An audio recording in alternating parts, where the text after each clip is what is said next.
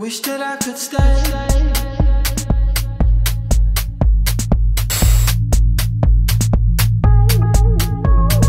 Wish that I could stay.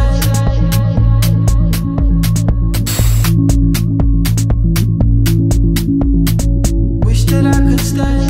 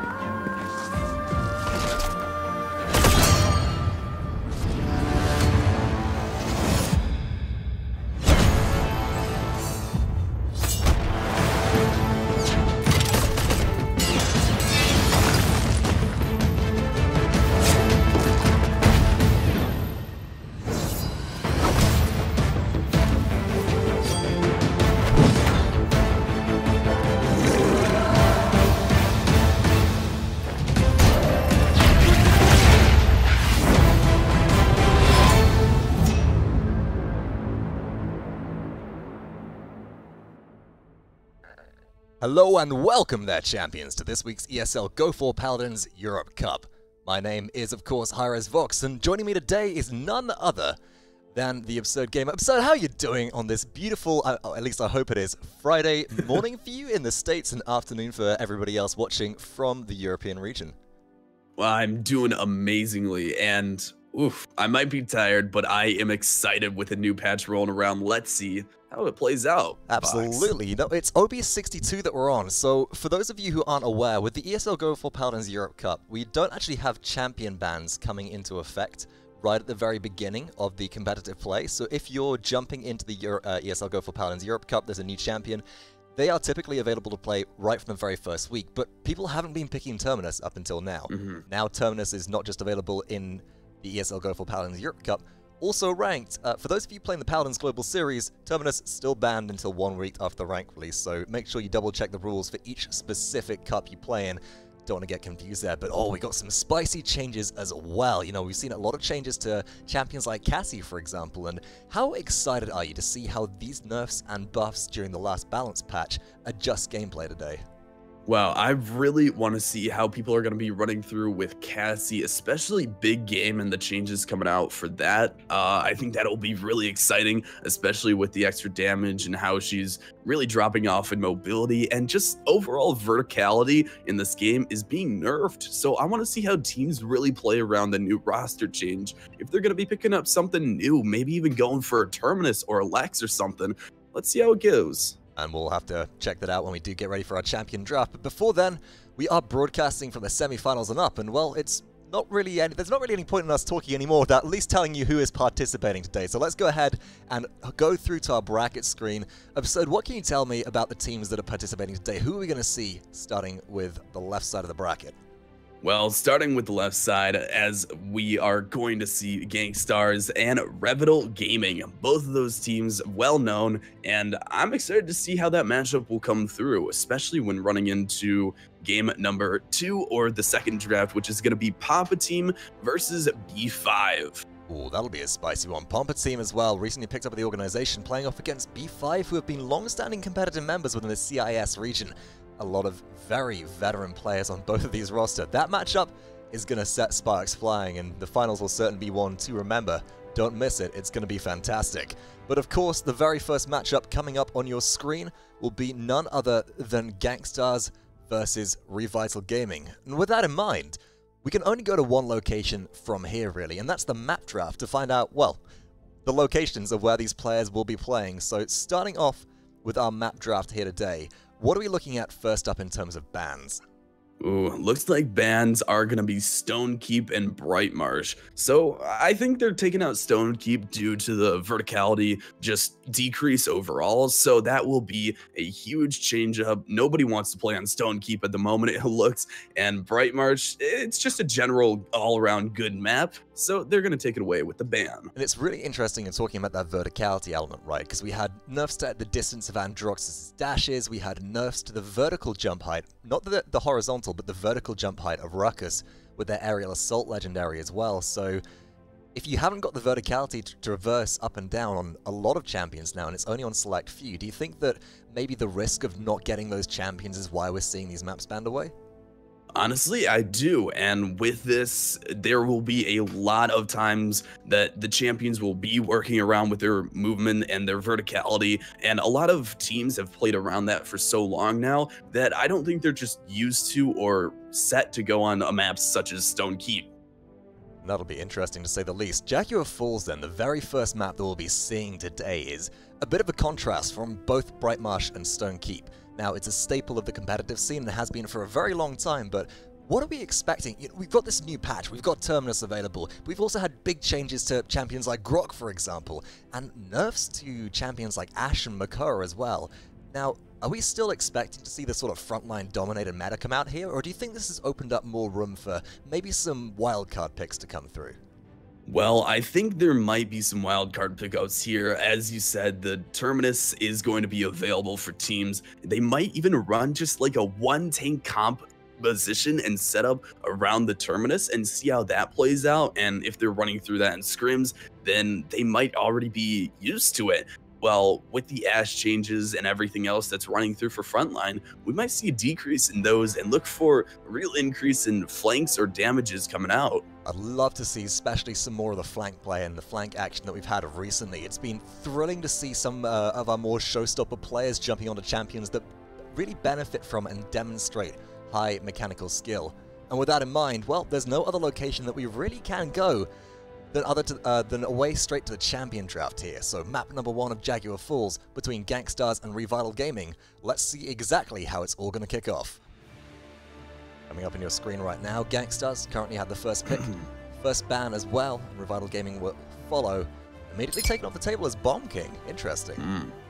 All right, well, looks like they're gonna want to go for the pick away from Bomb King. Seems like he's gonna be throwing out a lot of utilizing damage and just point control overall. So that's where Rev is going to take up the ban from Inara to make sure that they can't get that return pick off. And Inara is so strong on a map like Jaguar Falls. She can lock off multiple areas with Impasse and Waters Field, and she's so survivable as well, the Mother's Grace Legendary. First pick then, Gankstars take Makoa immediately, no surprise there, but here's the Terminus pickup we've been waiting for alongside Torvald. I am excited to see this, Vox. I want to see how Terminus is going to be played out here at high level play, especially with the Torvald coming in. That could be a deadly combo with Field Study. Oh, imagine those 700. You're swinging for 700 already with those axes, with a plus 40% on the back of that. That's going to be devastating, and you really can't underestimate as well the charge blast coming out of them. Ashe and Genos then follow with Gankstars. Interesting to see Ashe still heavily prioritized despite the CC removal from her battering ram Legendary. And Charlene and Eevee now from Revital Gaming. And we seem to have seen a real resurgence of Eevee recently. Yeah, especially with Eevee still not really getting any nerfs. She got a nerf to 10% of her flight speed for Soar, but that's about it. She's still seen as a high priority target, and then now it looks like compared to some other flanks, she's going to be a real nice pickup for the side of Rev. I think with the exception of Maeve, actually, she may have the highest mobility across all the flanks with the Nurse Time Droxus, and with the verticality aspect making her difficult to track down, very important. Talus and Grok then round out Gankstars lineup, and Revital Gaming finish off, of course, with Maldamba. How could it be anything else? With these two teams in a vacuum then, on paper on the map of Jaguar Falls, absurd, I've got to ask, who are you giving the edge to and why? Wow, I honestly have to give it over to Rev. I feel like their matchup and their lineup between the Terminus, Torvald, and just Eevee combo overall, they will have good sustainability with the Maldamba and the healing, but they're also going to have great shielding and point control. But onto the side of Gankstars, I'm really excited to see how they're going to play out with the Talus and the Grok pickup, along with the Genos. It's not only double healing, but it's also a lot of damage coming out through the changes. It certainly is, and I've heard devastating things about Luminary and Grok with Shock Pulses doing so much work. And with that in mind, well, there's only one location we can go after the champion draft, and that, of course, is straight into game. So join us for map number 1 between Gankstars and Revital Gaming.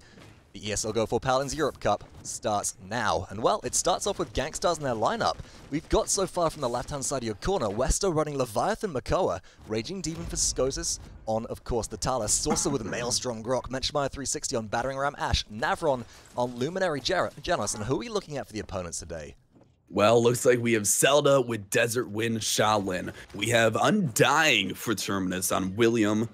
Uber Spydad is going to be taking Wormhole Blink Legendary on Eevee, and Direct Current for the Torvald. It looks like for J-Baz, and Free Kill is going to take up Spirits Chosen for Maldamba. So that's really interesting to see the Direct Current, and of course we'll take a look at some of the loadout options for Terminus very soon. William Birkin goes immediately into the Power Siphon looking to absorb some incoming damage. Terminus trying to deal damage then to Talus, doesn't end up getting the shutdown, and on the objective, just a bit of back and forth play so far, but Gankstars getting brought relatively low. Torvald in a lot of trouble for Revital Gaming, but look at the burst heal come through from Maldamba there. Wow, looks like they're really throwing out a lot of damage, and Revidal is just going to sit back and try to take control of the backline, wait for a nice initiate. Here we go, we see them moving forward as Terminus gets one shutdown already. And that's a really big kill, double kill as they take down Grok as well. Power Siphon saves their life momentarily, but Skozis looks to put them into the ground and says, get out of here, this is our objective. Gankstars hold strong with double frontline, or double support to start off with. Revital Gaming found a bit of a brief way in, but it's 69% and climbing for Gankstars now. Revital Gaming gets shut down by Makoa.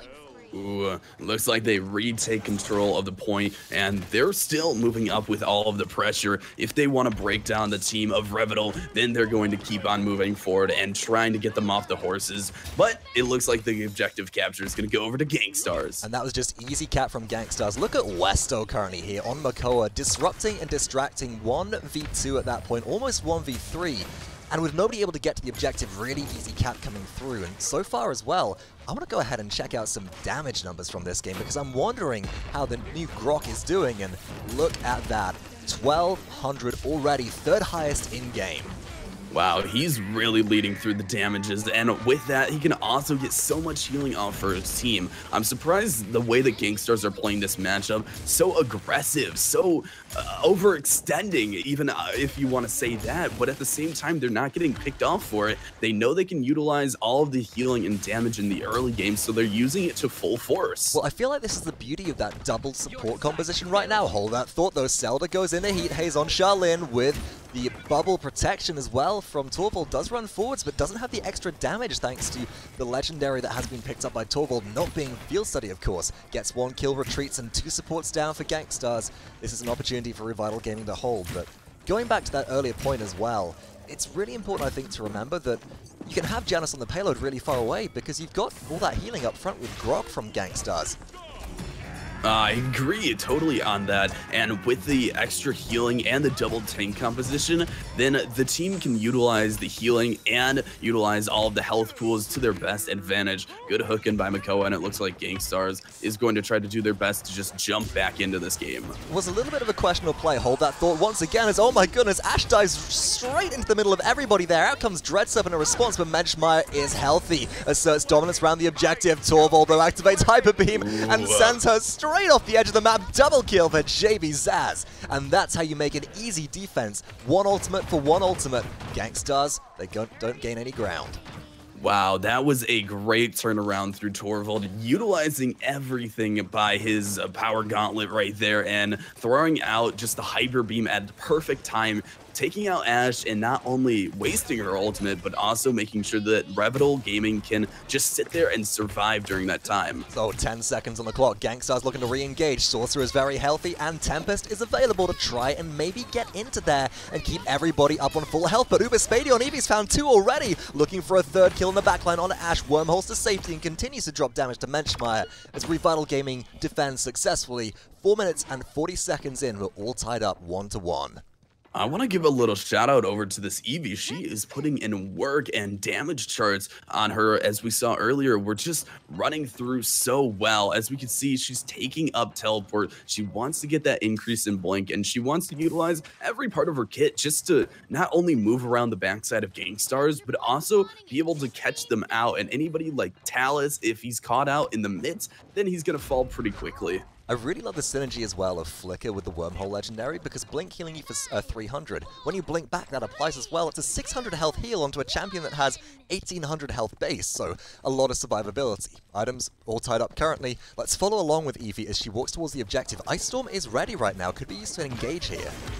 And she's looking for a lot of damage off, but it looks like she's going to just poke down from a little bit far. J-Baz is going to get the first blood as she goes in, finds a nice ultimate, but doesn't actually connect onto anybody. Well, it's zoned out the objective a little bit. Westo now in a lot of trouble, gets shut down by Zelda. Charlene withdraws to safety. Currently, Menschmeyer tries to give chase, and Terminus runs straight into them. Nice Impaler arrow for the shutdown. Uber Spady with another kill. The objective control, it's still in Gangstar's favor right now because they're just getting people on the point. Revital Gaming, they're fighting around the peripheral, but they're not gaining capture. Yeah, Revital is getting a lot of pickoffs here, and they're thrown out. Hold that! We gotta talk about that in just a second because Dreadserp is disrupting him back on the objective of with Revital Gaming, but Genos had their charge time for the ultimate reduced to 1.5 seconds in the most recent patch. That's what you can do with it. You combo off Makoa hooks to one-shot squishies. That was beautiful. Coming back with the resurrection is William Birkin on Terminus now, looking to make some space for Revital Gaming as it is 75% and rising for Revital on the objective on the point. They're trying to hold down. Zelda sets up around the outside. Nice Impaler out to Menschmeyer. Nearly blocks a shoulder bash, but on the objective, Westo is dancing around. Planted comes through, but Menschmeyer asserts their dominance, and this could go either way right now, as it is 99 to Revital with only 2 members remaining. They're going to be sticking on this point, and they're going to be throwing up all of the pressure, but still, with Revital moving forward and getting the pickoffs, they're still not going to be able to find it. Gangstars going back to that Genos play. Oh my god, the Makoa with the Genos was just pure teamwork right there. That was amazing. That's the beauty of just the communication that comes out at high level play, is understanding is like, all right, I've got pull, I've got ult, cool. As soon as you see the hook come through, out comes the ultimate. 2400 damage cannot be underestimated. Following that up as well, Westo's running Leviathan, so no bonus damage from Pluck, but they've got an extra 15% from Genos and Luminary anyway. But still, Payload barely made it out of base. Uber Spady gets a double kill to stop this push from going any further. And Eevee seems to be doing a lot of the heavy lifting for their team right now, currently in second place in the damage charts, just behind Charlene.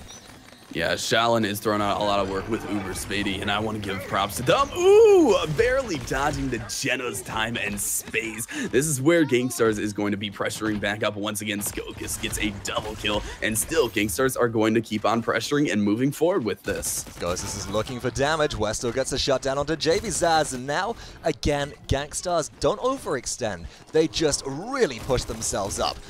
Skokus looks for some damage towards Charlene here, uses, beautiful blitz up to relocate, drops the overcharge damage straight onto Charlene, teleports to safety, and now has true power available if they want to look for the kill. Zelda tries to get back to base, but they can't go far enough, even though JB Zaz gets a double kill in response. That's brought the payload so close to conversion already. And with this, Gangstars can keep on moving forward. They just need to regroup onto this. And the good hold coming off through Revital, still having that Ivy Beam available onto the side of Torvald if he wants to utilize it for a nice hold. But this is where Gangstars really need to find a workaround onto the point if they want to keep on moving forward. Look at JB Zaz, sets up in the perfect position, gets an easy free kill onto Makoa, falls in response, but that's buying a lot of time for Revital on defense here, but still, 30 seconds left, and Revital are being pushed. They're losing members of their team, and Saucer is starting to pressure up as Grok, and now with a very tanky totem equipped to them as well. Let's take a look at their loadout, and whilst they aren't increasing the health of it at all, it's got over 1,000 base right now, so much harder to kill. It is much harder to kill, and I think it actually takes 2 shots from Shalin to take it down, which is going to be a lot more than it used to be. And here comes out Revital Gaming trying to defend it at all costs. Makoa popping the Ancient Rage and still moving forward, trying to get anything they can onto this point, but the push comes through for Gangstars. And that just looked easy right at the end there, and I'm wondering what would have happened potentially if JB Zaz didn't use their ultimate to get a free kill into Makoa earlier and maybe save that for the critical point in time when Makoa had used their ultimate around the objective. Gotta remember though, Westo running Leviathan, CC immunity during Ancient Rage, which basically means that they can stick on that objective no matter what. We're 9 minutes and 56 seconds in, it's 3-1 against Gangstars right now. How are we looking in terms of itemization as we get towards late game?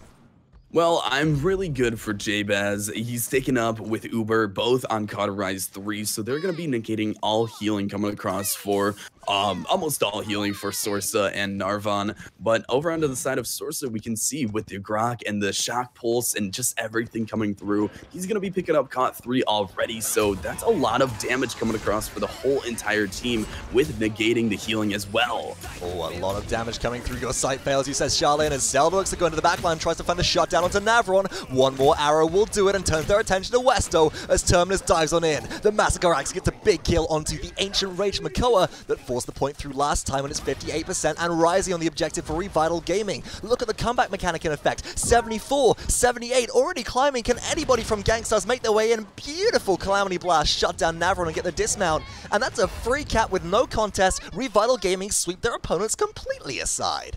Wow, Revital are able to take the point off of that, using the pressure to everything onto their advantage, and still, Gangstars are trying to get onto this comeback, but the mechanics through Revital with the comeback mechanic onto the point, getting the extra 4% per cap is just so well put, and it's so perfect for the side of Revital. Now Revital are trying to force their way through. JB Zaz gets a double kill on Torvald, tries to find some extra damage. William Birkin says, Shell Shield Makoa, I'm just going to walk straight into that, but does Terminus? No! Almost gets pulled off the edge of the map, barely survives. And now Revital Gaming, they're starting to surge forwards. Moving up, Zelda still holding the front line. Eevee doing a lot of work to try and get in and disrupt as Skoses makes their way to the back line but is forced to travel away. And so far, we're not really reaching much of an impasse here because whilst the payload is being stalled out, Revital Gaming are getting some serious damage done onto their opponents.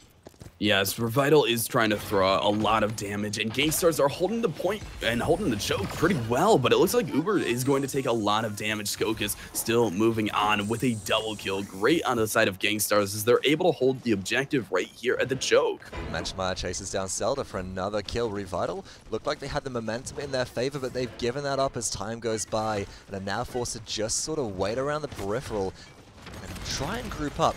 And this is a bit of the hindrance, it seems, of Terminus. You know, really strong on the objective fight on Jaguar Falls due to the fact that it's close quarters and everybody has to fight around this very narrow space where your melee weapon is effective. But where there's more room to zone, without Calamity Blast being available to deal damage from a distance, they're a little bit hindered here.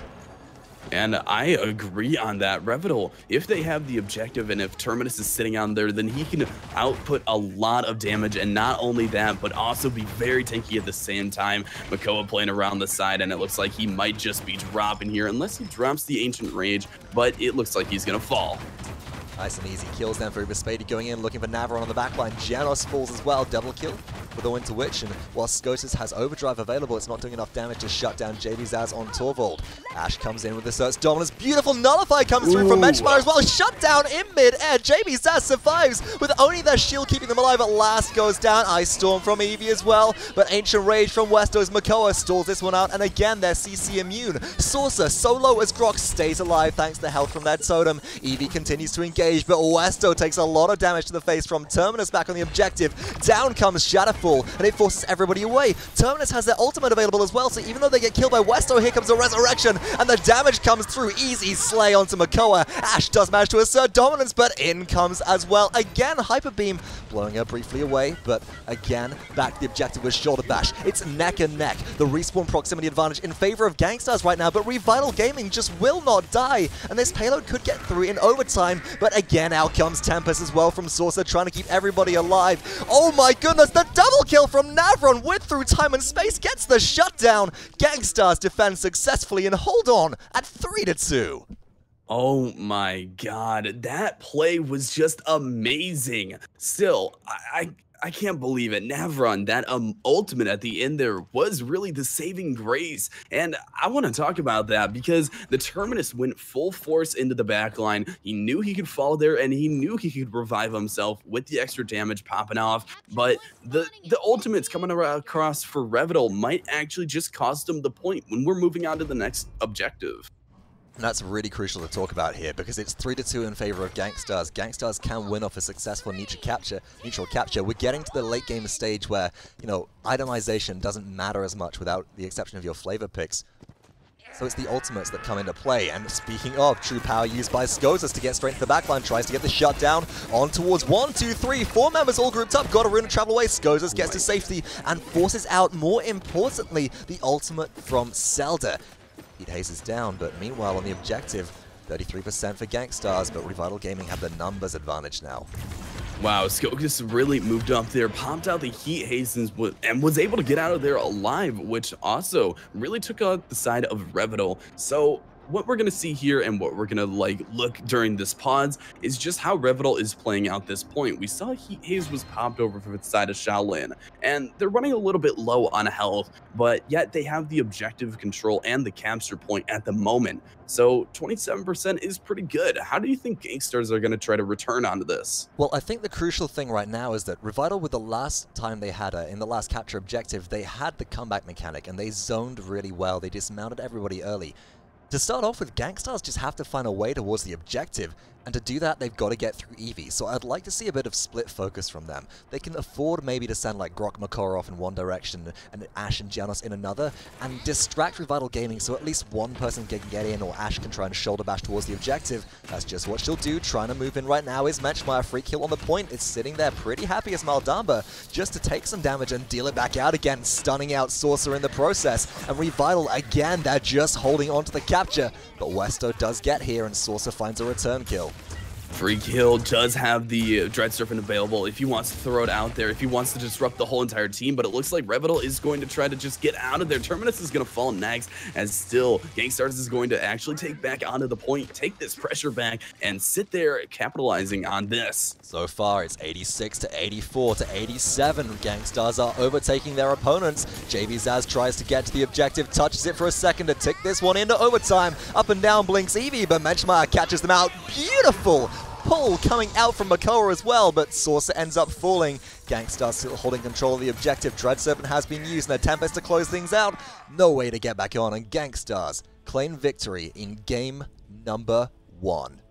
Great job for Gangstars. They did have a little bit of a fall there between round number 3 and 1 for the side of Revital Gaming, and this is really where Gangstars are able to throw and turn around the game. As we look onto the scores, we can see Sorsa is leading the damage charts, a 104k. That is huge. Even though his healing charts are a little low, that's not the issue here. That is not what we're looking at. We can find Sorsa throwing out so much damage on the Grok, using the Shock Pulse to his best ability, and for the rest of the team, they're all throwing out great damage charts. Skokus finding a lot of pickoffs onto the backline and able to disrupt the whole side of Revital. Onto the side of Uber, we can see a lot of damage coming through onto the side with Eevee and Shaolin both throwing out their own 115k and 102k on for Zelda. And I don't know how this game went over to the side of Gangstars so easily. Well, a lot of that seems to come down. There was the sustain, it definitely plays into it, right? Because you've got, of course, an extra almost 50k on top of your just pure sticking power here. But I think at the end there, it was just finding really crucial picks. We saw ultimates being forced from key players. They weren't available for when the turnaround was necessary. Although there was just, again, 3 players over 100,000 damage, including the melee Terminus on the squad of Revital Gaming, they just couldn't actually close out the crucial kills on the players that they needed to. And right at the end there as well, can't underestimate how much work Skosis was doing just at disrupting, drawing focus on Talus. Not the highest damage chart, but 20 kills, that's a very respectable number. Moving forward from here, just before we go through actually, because we didn't go through it in game, I do want to take a quick look at William Birkin's Terminus loadout here, as I think that'll be quite interesting. Now you can see that itemization was definitely heavily into Cauterize and Nimble, just so they could close down the gap on everybody, and running the Undying Legendary, damage reduction built into their kits, so less need to pick up damage reduction early. They had Its Weight 4 to grant them Power Siphon, Chow for 4 seconds, 4 charges on their Calamity Blast, Hulking Monstrosity 1 for the extra bit of health, Wrecking Ball 1 for the leap distance of Shadowfall. We can rebuild him 3, so below 50% health, when you also have that 35% damage reduction, 15% more healing, and Strength of Stone 3, so gain up to 12% damage reduction based on the number of charges of Calamity Blast you have stored. This is an incredibly tanky Terminus, and you can definitely see that in the just the sheer amount of sticking power that they had around the objective, but alas, not enough it did seem during this game. And I would agree, Terminus had such sticking power to the whole point, and he pretty much sat on there and did the work. He was able to survive and had so much survivability during the time, getting healed up below 50% health, getting himself alive and keeping himself alive was the whole objective. Even when he died, bringing himself back with Resurrect was also another major part of Terminus's kit that I love seeing utilized and played to, especially when it runs through the charges and seeing the first melee character officially into this game. The play out is just fantastic to watch. It's definitely a long shot away from the original Melee Grover. So much more effective and a very, very beautiful thing to see really come into effect in competitive play. Now, moving forward, of course, going back to our map draft, which is coming up on your screens right now, Gangstars did take map number 1. Map number 2, oh, we're going to Serpent Beach. So what are you expecting to see in the way of picks that are different this time around from Jaguar Falls now to Serpent Beach? So OB61 had a huge pickup for Androxus. He was a main carry for the side of Serpent Beach. That was always the must pick. But as we see Eevee really aggressing and advancing out of the side of Flanks and Maeve as well, both having the mobility and able to get around each objective and side controlling the side of Serpent Beach, we might see some pickups between Maeve and Eevee. But for the side of damage, I might want to see something a little bit different. One thing that was buffed recently was Kinessa's and her accuracy just to her overall carbine. Oh, yeah. So if she wants to be picked up here, I would love to see how they play around with the new Kinessa changes and really utilize the long-range pickoffs. So just to counter that for a second, it makes her so much more effective at long range but also close range. My one concern with that would be, think how well Eevee was played in the previous game. If you're going to draft a Kinessa, my immediate thought is, well, you have to draft the Eevee too, because if you don't, she's gonna be eaten alive by players of Uber Spady's character. And with that in mind, our champion draft for map number 2 is ready. Let's head straight on through and see exactly how it'll go down on Serpent Beach. This time around, Revital Gaming have first ban, but it's still Bomb King. Alright, so they still want to take away the Bomb King, Revital not wanting to deal with all of that damage coming across and the point control, but on the side of Gangstars, they're going to pick up the Makoa. It looks like, or they're going to ban away the Makoa actually, excuse me, and they don't want to deal with the Leviathan. It seems like the Makoa was a very good pickup onto the side of Revital, and one of the issues that was really just played out through the game. Yeah, no, it was Gangstars putting up to good work with West, and they say if we can't have it, you can't at all. So Inara is the first pickup, followed by Torvald Terminus again. So we're getting a bit of a swap around. This time Gangstars will have the double combo there of maybe some field study action, as of course that wasn't a legendary picked up previously, and Terminus as well. Revital then, Inara, Charlene, and Eevee come online. So they're prioritizing this Eevee for Uber Spady.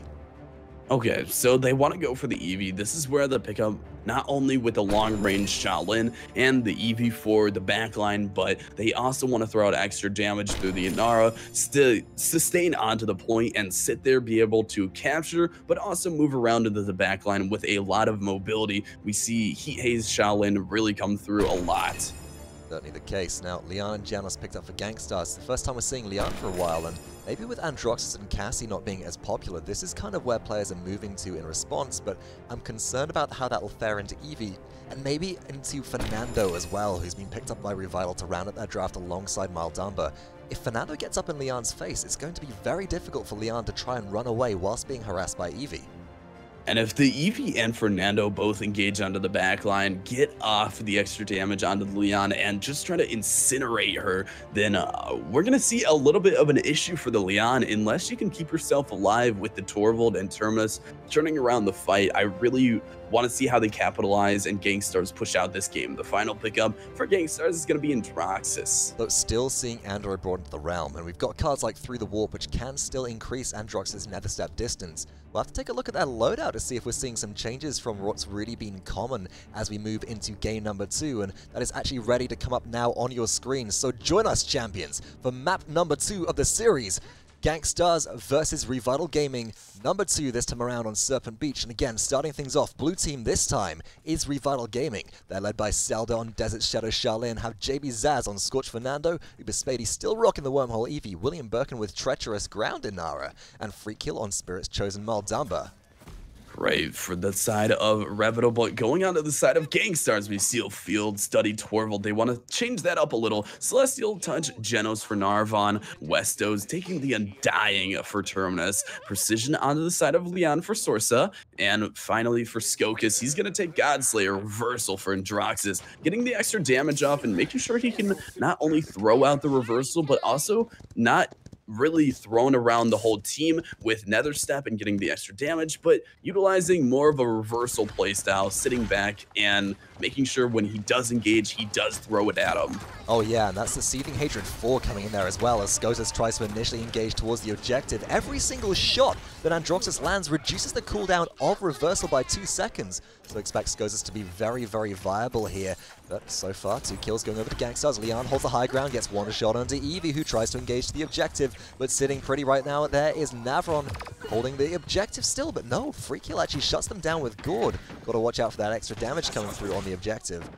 Wow, great gourd out through the side of Gangstars, and Gangstars are going to try to do everything they can to hold this, but Revital Gaming is still moving forward. We see a fight between Eevee and Droxus, but it goes to the side of Gangstars, and Skokus gets a nice pick off. We can see Droxus throwing out so much. There we go, up to the high ground as well. Westo using Shadowfall, zones out William Birkin, just trying to close the gap and allow Saucer to pick up an easy kill there, and, well, Skokus now is being able to distract the backline. That's enough for Gangstars to gain the time to get the first capture. Relatively uncontested. Revital Gaming just couldn't find the pickoffs which they really needed to there, it seemed, during that capture fight. And I really find the side of Gangstars, they're able to hold the objective, but not only hold it, also still pressure up and dismount some players, and Droxus running into the backline, full-sided. He almost gets picked off, almost gets fallen there, but is not able to fall just yet. It was a really beautiful, oh my goodness, hold that thought. Out comes the enlightenment from Lian, trying to get the shutdown to Eevee, but an Ice Block and Wormhole takes it back to safety. Navron retreats now, as I know that the rest of their team is falling. Gangstars back off, Revital Gaming hold, but going back to what we were talking about beforehand, it's a situation where, God, Androxus is just doing so much right now for the team, and Skokus picks up free kill to again continue this engagement. And they continue to aggress on this. Gangstars is still moving forward. They're still continuing to put the pressure onto the side of Revital, and with one pickoff already, they have no healer. Revital still need to play very cautiously around this control point. Now there we go, time and space comes through, doesn't find a single kill this time. No Makoa dredging and a combo off of Navron, doesn't have the coordination to be able to pull it off quite as easily. Saucer takes the right-hand side peripheral here. Out comes Dread Serpent as well. Your sight fails you, says Charlene, and the damage comes through from Zelda to pick up one kill. Looking for a second one. Navron in the backline actually jukes out a shot unintentionally, and Zelda just can't find the arrows. There we go. No, Void Crypt up underneath. This is really good play from Navron. He's very difficult to kill. Anuba Spady picks up a triple kill. Navron survived for so long. Revital Gaming get the defense, but Zelda whiffed so many shots there. My goodness. Navron on Genos is scary. Wow, I was just really concerned about the fact that Gangstars were going to turn that around just by Zelda living through that, or not Zelda, Navron, and Zelda was not able to find the pickoffs there, but it looks like still Revital utilized everything else, with the side of Genos being just taken out, and not only that, but also caught out at the moment, not able to get healing, but we can see Revital is still moving and trying to defend this point. They're trying to get there. Navron does get finally shut down by Maldon, but this time around, oh no, out comes the Hyper Beam from Menschmeyer, but they end up perishing. Revital try and hold on with Fernando. JB Zaz is left alive, but in comes the Massacre Axe from Westo, and they say, sit down. Again, slamming into Eevee. Uber Spady buys time with Ice Block here, and Inara has respawned. Good respawn proximity advantage in favor of Revital Gaming right now. They might be able to hold on, but Reanimate is available for Westo, and the ultimate can be popped here, not just to keep this in overtime, but get an easy shutdown onto anybody who is left standing. Up comes the Power Siphon, trying to hold on. Gangstars very close to conversion. Over JB Zaz is contesting, and down goes Eevee. This should be the conversion. There we go. Gangstars taking up the pressure, and Terminus just sitting on that point, throwing out so many axe swings, getting 700 damage. I mean, the sight is just amazing to see a Terminus played out so well onto the objective point and onto the controlling side of Gangstars. Now let's talk a little bit about this loadout right now, as the itemization for the most part is equal between these two teams. Wrecking Ball 4 increased the leap distance of Shadowfall by 40%.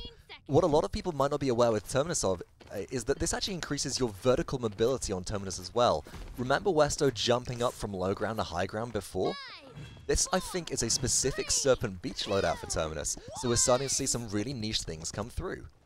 And I'm really glad to see this, with the vertical movement just being nerfed overall. Terminus actually getting a little bit of a buff just to general basis, running the nimble and being able to run that 40% extra vertical mobility and just horizontal mobility as well. He's able to get into the backline very easily. Oh, Skokus comes through then, and speaking of in the backline, Androxus is exactly where they want to be. One kill comes down already, free kill tries to run, but Westo shuts them down. The Massacre Axe just does too much work. Look at the streaks for Gangstars right now. 6, 7, 12, and 8, with Skokus being the only player who has fallen within the last point fight. It's looking so good for Gangstars currently, but Revital Gaming do pick up one kill. Maybe they can get to the objective, but there's a lot of pressure on Eevee here.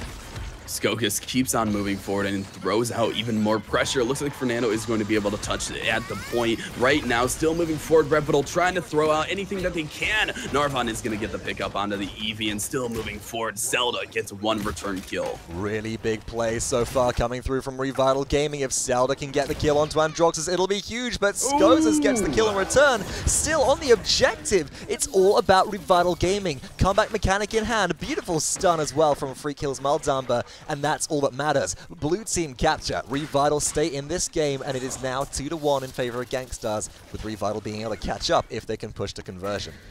I'm surprised how Revital was able to return onto that point. They were able to not only utilize the rest of their team and the pickoffs between Androxus and Leon falling, but also the same side of Revital just throwing out extra damage and sticking onto that point while Gangstars were moving around and trying to sustain and keep their team alive. And Gangstars were also trying to, they put a lot of emphasis on getting into the backline, chasing down Uber Spady's Eevee, but also making sure that they could try and get a kill on the Zelda, who's currently playing the Shaolin, and that just wasted so much time. That's how Revital got a lot of pressure on the objective.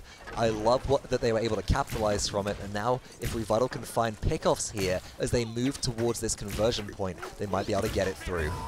It's already a minute 25, and they're halfway through Dread. Surfing comes through, already able to pick off one side. Gangstars is going to fall for two teammates. Terminus looking to try to put some more pressure on, but Revital is sticking onto this payload. They want the more time. 1 minute and 10 seconds. Oh, where are you going? It's not rock, paper, scissors. It's rock versus rock right there. It's Inara and Terminus, and they just stand there like nobody can move. This is literally an impasse situation. There was a reanimate that came through from Westo there, keeping them alive. Big planted from Zelda, but double kill for Skokas on Androxus, and the Godslayer goes big to stall out this push again.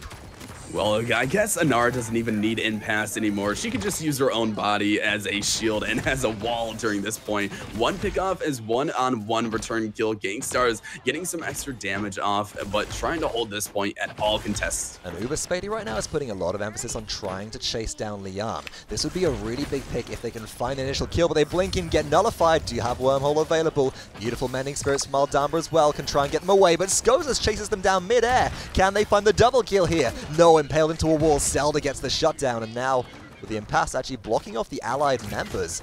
No pressure from Revital is really gained off the back of that kill. Double kill for Sorcerer. This looks like it'll be a successful hold.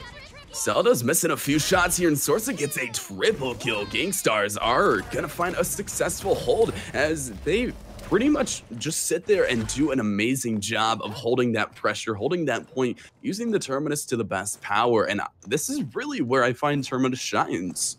Certainly the case. You know, they've got also Rejuvenate 3. Westo, comparatively to last game where we saw William Birkin put into an early Cauterize 3, Westo says, no, you know what, give me the Rejuvenate, because with my Power Siphon up, I can just receive healing because I'm blocking Cauterize impacts. That's really strong. Westo's getting a lot of healing this game. And I really agree onto that. Westo is just staying alive throughout these fights, keeping himself not only alive with the whole keeping reanimating and everything else that's coming through, but also Genos, as we can see through the healing charts, 83k, keeping his whole team healed up, keeping them safe, and keeping them just into the fight and into the fray.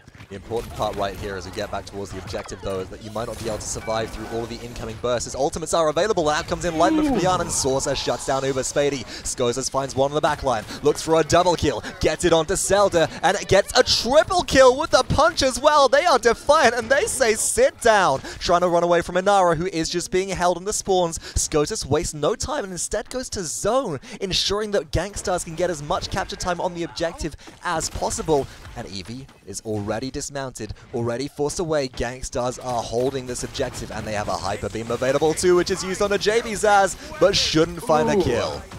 Resilience is coming through for the side of Fernando, and still, Revital is going to try to take everything that they can. First pickoff is going to be on the Torvald. Moving forward, Heat Haze comes through as Shaolin is just running through the backline of Gangstars. This might be the turnaround for Revital. This might be exactly what they need onto the point. And with Westo also getting shut down as well. There we go. Free kill gets the damage with their gourd. hold that thought. Reanimate comes through. Zelda still looking for backline pressure as Saucer is actually chasing players down, but will it be enough? One more shot and Saucer could fall down. And they do indeed, but Westo gets a double kill as they shut down Fernando and Maldamba here. Back to the objective. Gangstars hold on. 99% overtime is ticking down, and Gangstars actually come in with the retake and gain victory in game number 2. Not only do I find that Gangstars used the reanimate there, but it kept Westo alive during the whole entire fight. Even when he falls, he's not actually dead. We see that from Terminus, and we see that with the not only tankiness, but also the whole entire part of his kit where he keeps himself alive even after death. Something huge about Terminus where he always has point control, always has pressure, and with Nimble, he can also move forward onto that backline if there's ever an objective time where his team is just going to sit there and he needs to go out and zone. And I think the really important part, again, as we saw Terminus pick up in their loadout, it was, oh goodness, yeah, I'm still trying to learn the Terminus cards. There are a lot of new ones there. We have Strength of Stone for that extra tankiness during Calamity Blast. We will rebuild him, but it was Wrecking Ball 4 for increasing the leap distance of Shadowfall that made a lot of difference to me on this Serpent Beach map. We talked about the ability to climb vertically with Terminus, but also, as you mentioned, the gap closer, as well as Nimble, as well as the slow that is applied from Shadowfall's effects. Nobody could run away, and Westo actually comes in 3rd in the damage charts on their team at 62,000 here, a very respectable score.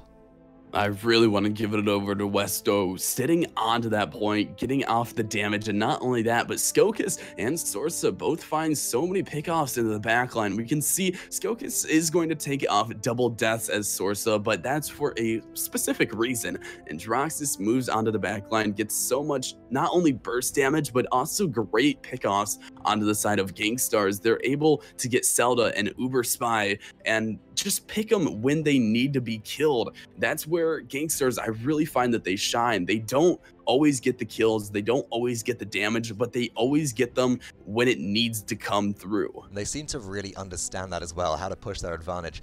You're right, Skoses did die a lot, but they got a lot done, and also Skoses has such an objective mindset. They recognized at one point, I think during the last objective capture, it's like, okay, Inara's here, but there's 2 teammates around. Let me immediately go to zone to buy as much time as possible to ensure that we just get the capture advantage, because without the comeback mechanic and the comeback mechanic going towards your enemies, 1 point fight could have flipped that around and almost did. Very, very nearly did, and allowed Revital Gaming to stay in this fight. With that in mind, folks, let's go back and just take a quick look at our bracket. Sorry to cut you off there, as we have seen Gangstars take the 2-0 versus Revital.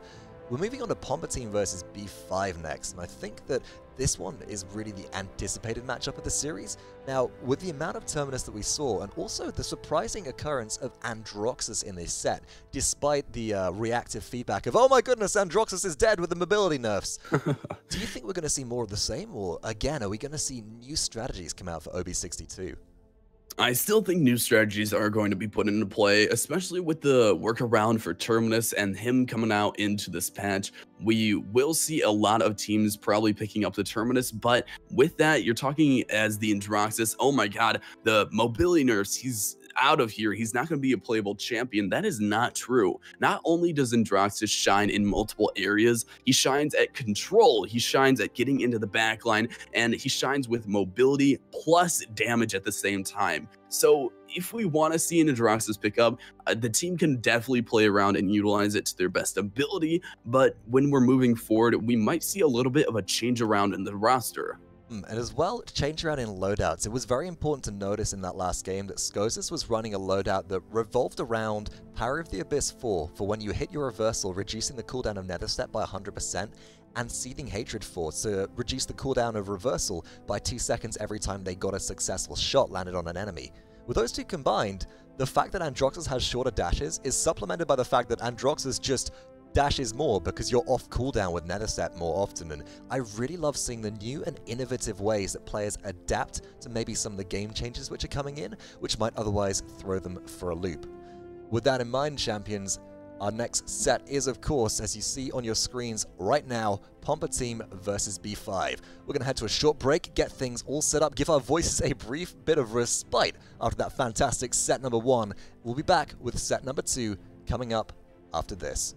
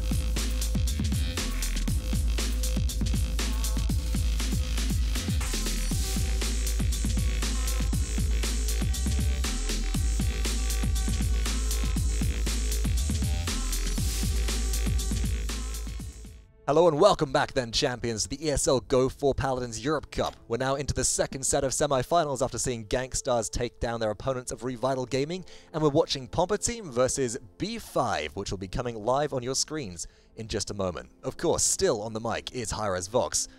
Me, if you didn't know that, and if you didn't, then obviously you're new to Paladins Esports, so welcome! But I'm joined by the Absurd Gamer here today, and after a fantastic set one, are you as excited as I am for set number 2 of the day? I am so excited to see that set number 2, especially with the new changes to the compositions and the teamwork.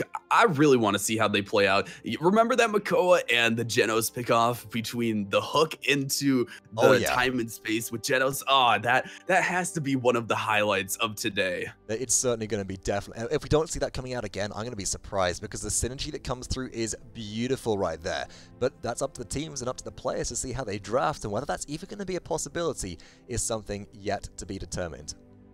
Now, really importantly, we do have to at least cover the map draft to start things off, because before we find out who's playing, we'd better find out where we're going to be playing. So coming up on your screens right about now will be the map draft for set number 1. Tell me, Absurd, where are we not going to, first of all? Wow. Excuse me. It looks like... it appears that you actually have the right map draft on your screen there. Unfortunately, we do have the incorrect map draft for the live stream. So let's go ahead and just talk me through the bans, and I'll get that updated on our end. All right, sounds good. Well, for ban number 1, we see Fish Market, and it looks like that is never a map that I've seen banned away. That is not a map that a lot of players are not used to playing. It seems to usually be a map during the set, and something that's banned away is a little bit different on my end. It looks like they don't want to deal with the range of the Kinessa or the Shaolin through these pickoffs, or even just working around with the Maeve and Eevee picks. But moving over on to ban number 2 for the map is Frog Isles. We do see that with the Torvald not rework, but with the Torvald change and how everything with him is going to be playing into effect. Same with Terminus really being able to control the point onto that side. That'll be interesting. So map number 1 is Serpent Beach, and Serpent Beach we saw Gankstars close out the set on last game. You know, it's a map where picks like Ruckus were popularized for a very long time, but we've had nerfs in OB62, the current patch, to the vertical mobility of a lot of champions, and as a result, we are expecting to see something different. With that in mind, anything that you're looking for these teams to strip away from each other in the draft? Because we often talk about what's picked up, but are there any specific bans which you think are valuable on a map like Serpent Beach? Well, I find that the Skokus's Androxus was just amazing last game. He really moved onto the backline and utilized the change. Even if Nether Step was nerfed, he still utilized the reversal and everything else with the cooldown reduction between his set. So I might want to see an Androxus ban away here still, but if they don't want to pick up that ban, then Terminus might be a return ban through, because he's playing out really well in this set so far. We'll have to see exactly how it does go down, and ready on your screens in just a moment. The champion draft will be coming through. Pompa Team versus B5. Game number 1 of Serpent Beach. Let's see how it all begins. And currently it's Pompa Team with the first pick, first ban. They take away an Eevee, so wow. Ooh. Wow, it looks like they're going straight for the flanks. They don't want to get Eevee into this gameplay. They don't want to throw her up into this composition once again. And over onto the side of B5, looks like Torvald is going to be the ban away. Any reasons why? So with the Eevee pickup, it's specifically, I think, a targeted ban at B5, because B5 have unlimited power on their team, who is one of the best blasters in the world. Torvald as well, just universally a good pickup with field study and coordination. We know how strong that damage amp is, but first pick Maldamba comes through in Nara, and that's a pip already. Okay, this is getting weird. Okay, we need to talk about this pip first off. He now during waitlist can use his abilities, which I find to be one of the best things and changes in my opinion. One of my favorites. If he can use this evil mojo to the best advantage for B5, this might be the most deadly combo coming through. Oh my goodness, I'm getting horror sort of flashbacks back to the oh goodness, what was it? It was Acrobatics Pip, where Pip would be double jumping across the high ground, but now I'm thinking of Pip jumps over and weightless, drops evil mojo, then maybe an explosive flask for a slow, as with Janus picked up the B5, we're likely to see Catalyst as a legendary here, and that is so much kill potential. So far though, Pompa Team are locking in their last pick in just a second. Maldamba, Makoa, Bomb King, Ruckus, and Lian round out their light out. What are B5 going to close with here? What are their options? I think their options best here are another tank. If they want to look for the Terminus, it looks like that's even going to be locked in here. And Terminus is a huge point control and objective control character, especially working with Inara. They're going to be sitting on that point, not only getting the extra healing as both champions allow the set to be healed and work with their side with Genos and Pip, but also they are able to take the objective control. Bomb King is still available and coming across for PT, so we want to see a lot of damage in return, and they might be able to hold the point. Well, it'll be interesting to see exactly how it does go down. There's no better place to check that out than straight into game. So let's kick off the action with game number 1 between Pompa Team and B5 coming up on your screens right about now. And of course, the map is Serpent Beach. Pompa Team are leading out of the blue corner, the left-hand side of your screen. They got the Baku on Spirit's Chosen Maldamba, Kamika with Leviathan Makoa, now the mainstay pickup it seems. Chain Reaction Bomb King for Grafis, Smutney 1221 on the Aerial Assault Ruckus, and Zexlos on Precision Lian. And over for the side, we see Empties taking Mother's Grace and Nara on limited power onto the Catalyst Pip. Next up, we see Luminary Genos for Mad Mac onto the side of Mabe, Artful Dodger for Madra. And finally, for looks like Terminus, he's going to be taking Undying, and that's going to keep him alive during these fights. So I love what Ovum's going into already as well. It's really important just to remark on the fact that with Undying getting damage reduction whilst you're below 50% HP, going into the budget loadout as well of Rejuvenate and Resilience, it starts things off very, very well. You're getting a lot of effectiveness for very little credits, but we're also seeing that on Makoa as well. I'm excited to see how Kamika is going to be starting this one off, looking for a Dredge Anchor maybe to kick things through. Maeve comes around to the low ground, throws daggers up to high. Doesn't really find a lot of pressure so far, but now in goes Terminus, and Terminus is looking to make this a slam jam action as everybody from Pompa Team is forced to disengage, but Ovum might just have overextended and gets punished by Kamika in response. The whole side of Pompa Team was just sitting there into one group, one position, but B5 doesn't have the damage all around, doesn't have any blast damage to objective and control onto that side, so they weren't able to utilize and pick off any kills there. Like, they've got a little bit from Pip, but it's like, it's Pip compared to Bomb King, and the area control that Bomb King brings is just so different to what Pip is able to do. Zexlos then is able to clean up one kill, gets taken down in response by unlimited power, and I'm looking to this Pip to be able to do good work in the fight if they want to bring their team to victory. Does go into Weightless just to try and escape as Kamika heads towards the objective, but speaking of groupings, Shell Shield keeping Kamika alive for the time being, and Ovum gets slowed and can't end up running after their enemies right here. Wow, that is a lot of damage. Evil Mojo is already readily available for Pip if he wants to throw it out there. That is such an early ultimate. B5 is not getting any objective time, actually, so they're sitting here around the control point with one pickoff, but still, they don't have any control time. And the problem is this Evil Mojo is ready. You can see Unlimited Power still doing damage, but who's going to capitalize on the back of it? Maeve now returns to the fight, but Pompa Team get the objective capture just because all the front line of B5 are unavailable, and I'm wondering, sitting right here now, if maybe we should have just seen Unlimited Power go in and say, I've got Evil Mojo ready, let me just use it here, let me just buy some time for my team just to contest and get the tanks back online. Even if B5 got one pick off there with the Evil Mojo, I find that Unlimited really could have capitalized on that with the rest of his team moving forward, but in between defenses and for B5, they might be able to utilize it here and work around with it. Problem is that Pompa Team aren't giving them any time to be able to establish a grouping and put themselves in a position where they can capitalize with the back of Evil Mojo. Grafis goes to the high ground, Grumpy Bomb is out, Mother's Grace for Inara makes her CC immune, and Grafis continues to try and deal damage, but really nothing achieved so far from Red Team, who are steadily being forced back by Bomb King's presence. King Bomb is ready, in comes Madara looking for some Maeve action right now, but Grafis is just too tanky. And the high ground positioning, Ruckus doesn't seem to be too hindered by these recent nerfs. They're still taking to the upper ledges where they're very effective. It looks like he's sitting up there with perfect positioning, able to rain down bullets onto the side of B5 Pompa Team, just throwing up so much pressure. Grafis and the rest of the team for Pompa is moving forward, getting so many pickoffs, and they're just going to find the objective right here. So what was that? Ancient Rage and Dread Serpent utilized right then, and that just sends the wave of pressure into B5. You have no way of responding to it.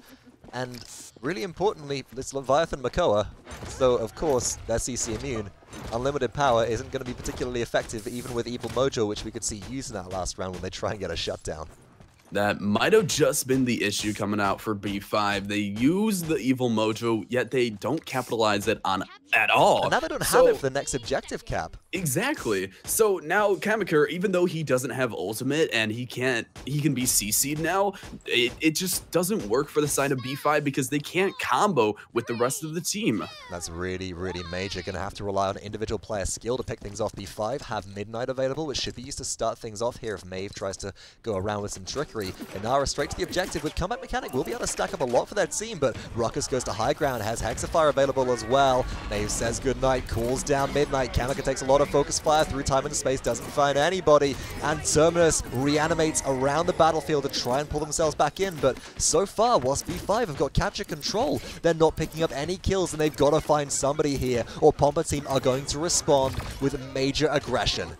Wow, B5 is really throwing out the aggression, and actually they do get 2 pickoffs for the side of Maeve, but still, B5 was so confident on that, and they knew they could throw themselves up, they knew they could get onto that side and just push and hold for the pressure, but at the same time, if they got picked off there, I felt that Pompa team could have easily just turned that fight around. And it was a bit of a risky play as well. Terminus did have, of course, their Undying ultimate there when they can reanimate on the battlefield. That was a major part of being able to stay into it, but also Madara just getting some damage for free. They've had a damage reduction in OB61. Their dagger's now dealing 420 base per hit, but they still don't have fall-off, so Maeve can actually play safely from the backline. If possible, out comes Hexafire though on the high ground. Smutny gets a double kill. That'll take the wind out of the sails of B5 for sure. There we go. Pompa team finding the defense, and it's already pushed halfway though for B5. So they're able to not only get a lot of control onto this point, but they're also able to push it pretty far. Terminus is sitting onto the back line, but it looks like he's going to be the final pickoff as he's actually staggered from the team. Yeah, and that'll be a problem because you got to remember now that there's going to be an extra set of respawn timers on there. Oh, nice Grumpy Bomb forces Unlimited Power to relocate to the high ground. Looks for some damage on the Smutny here and sets up in a really good position to be able to use Evil Mojo to force the payload through this choke.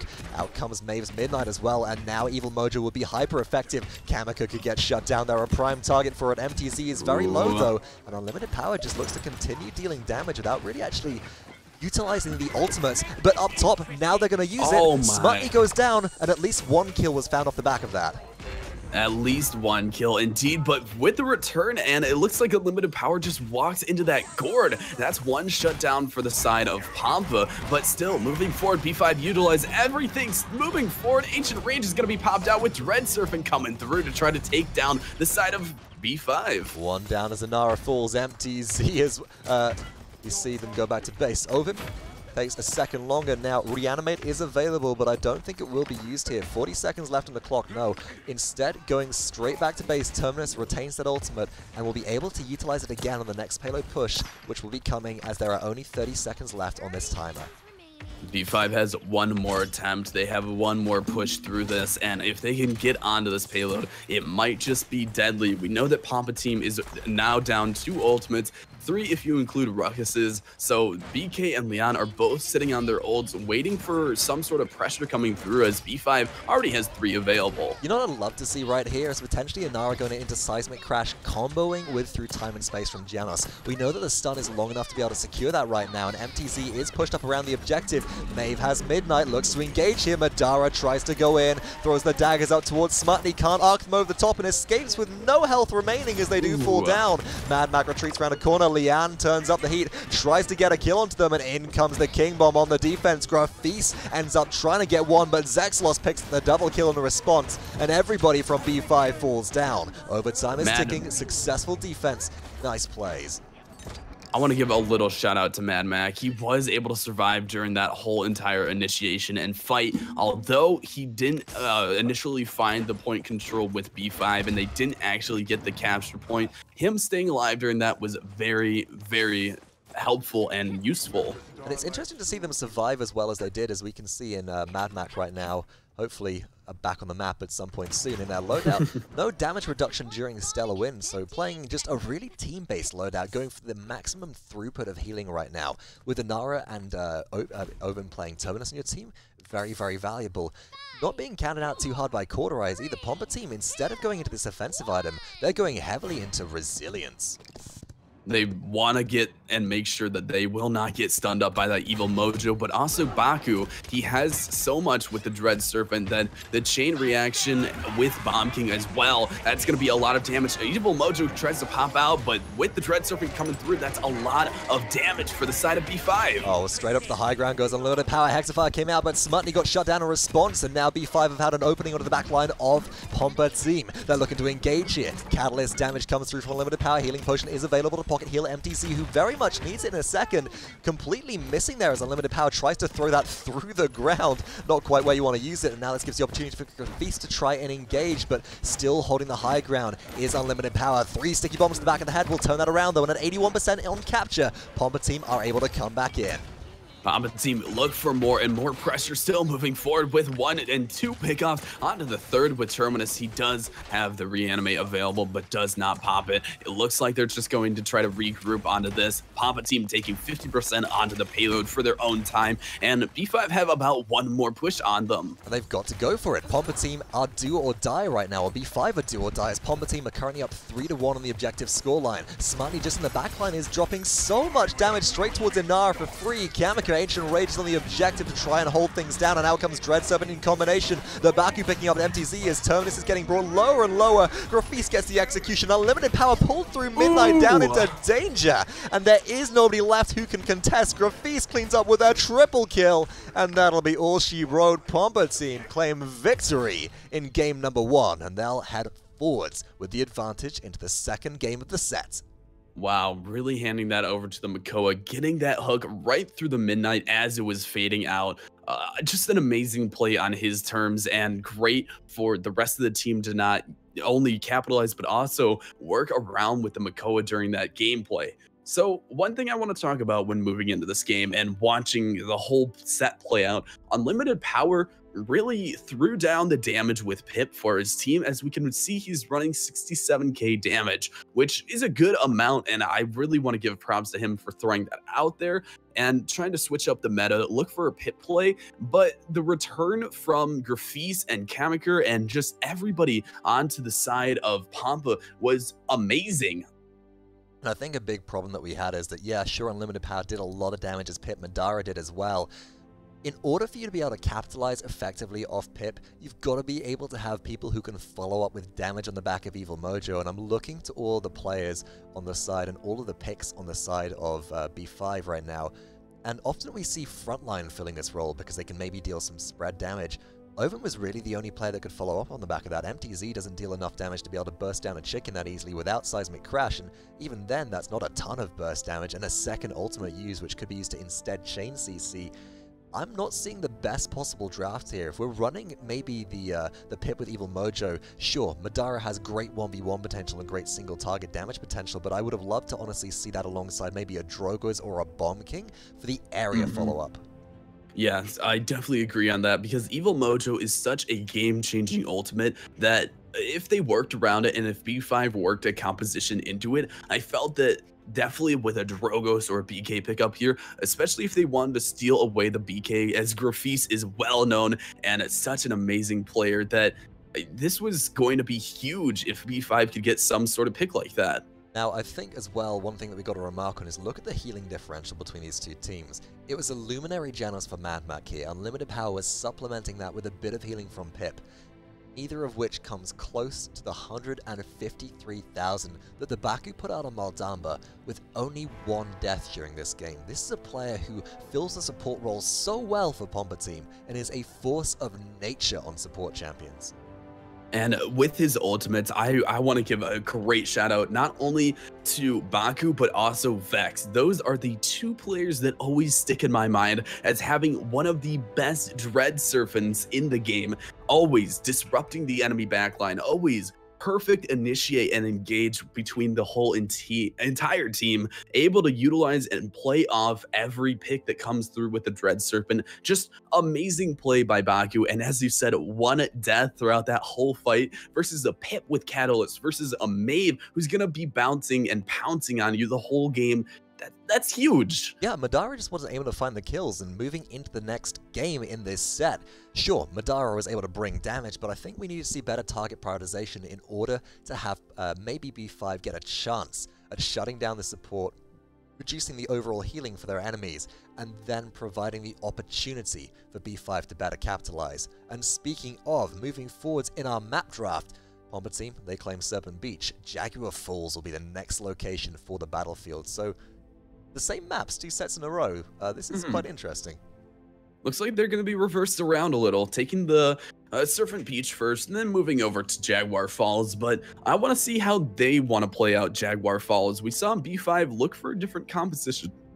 Excuse me, look for a different composition between Serpent Beach with the Pip initiate and with the Maeve pickoff between the teams. But when it moves over to Jaguar Fall, are they going to go for more of a standard draft between Shaolin and Adroxus like the good old days? Or are they going to try to switch up the meta even more? Go for something crazy like a Talus into maybe even a Sky? You can see something huge. You want to see something different, right? What B5 did on Serpent Beach, case in point, just didn't really work out. And as a result, for map number 2 of Jaguar Falls, we definitely do need to see some sort of adaptation. So exactly what that'll be? Well, there's no better place to head than to the champion draft for us to be able to find out. So on your screens right now, let's see what's going to come out as a first ban. B5 this time with first pick, first ban. Still take away Torvald.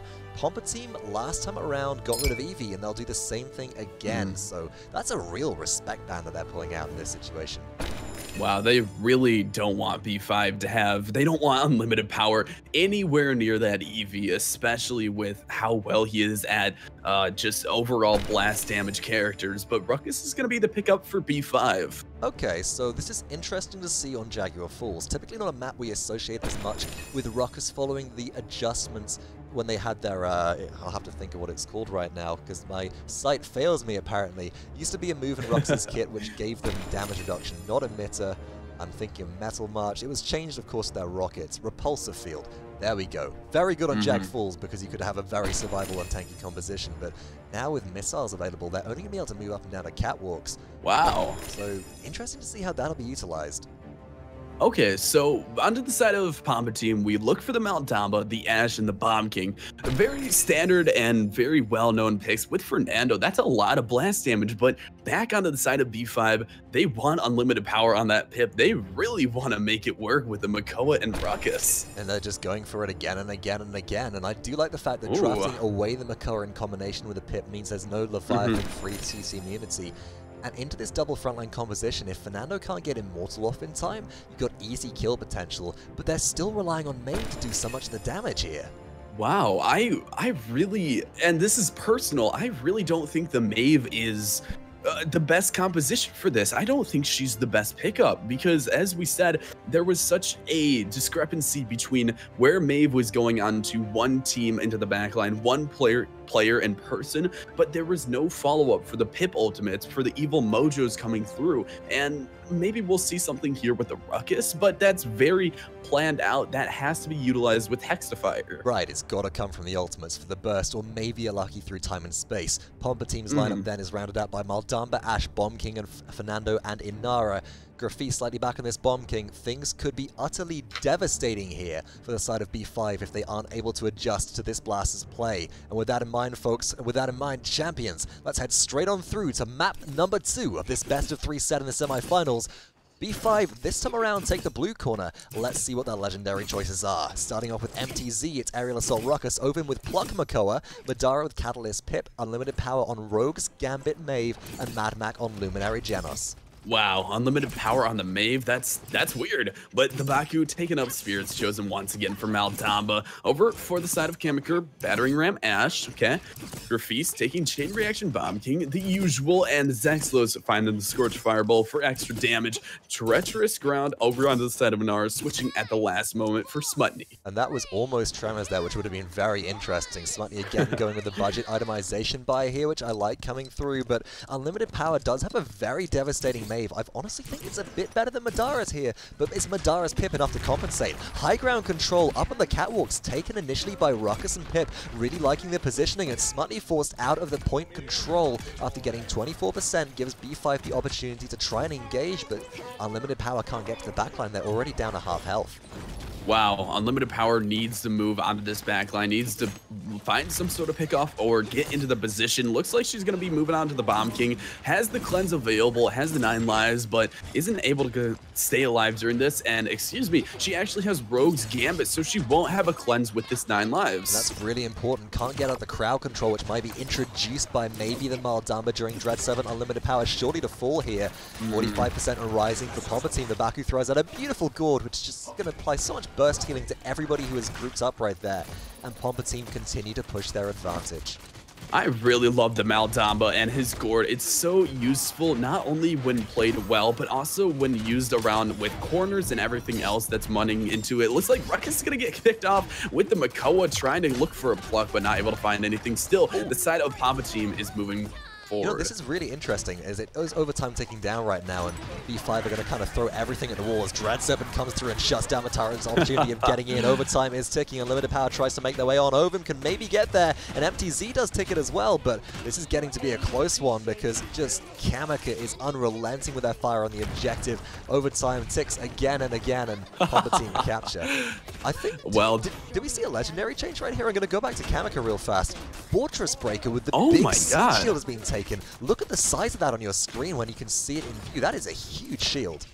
You are correct. That is a large shield, and it's going to be moving so slowly on that payload. It looks like Papa is going straight for the payload capture, going straight for the objective. They know what they want, and they want that time ticking down. They just want to be able to hold the control point as well. I think it's a really good choice from Kamikaze. While Shoulder Bash and Battering Ram does have the ability to still provide you with 90% damage reduction, you can be crowd controlled out of that, and there's so much crowd control with just the evil mojo on the side of Pip that I'd be very worried about that. MCZ does get the shutdown still though, and B5 are able to actually set up a defense here, which is good.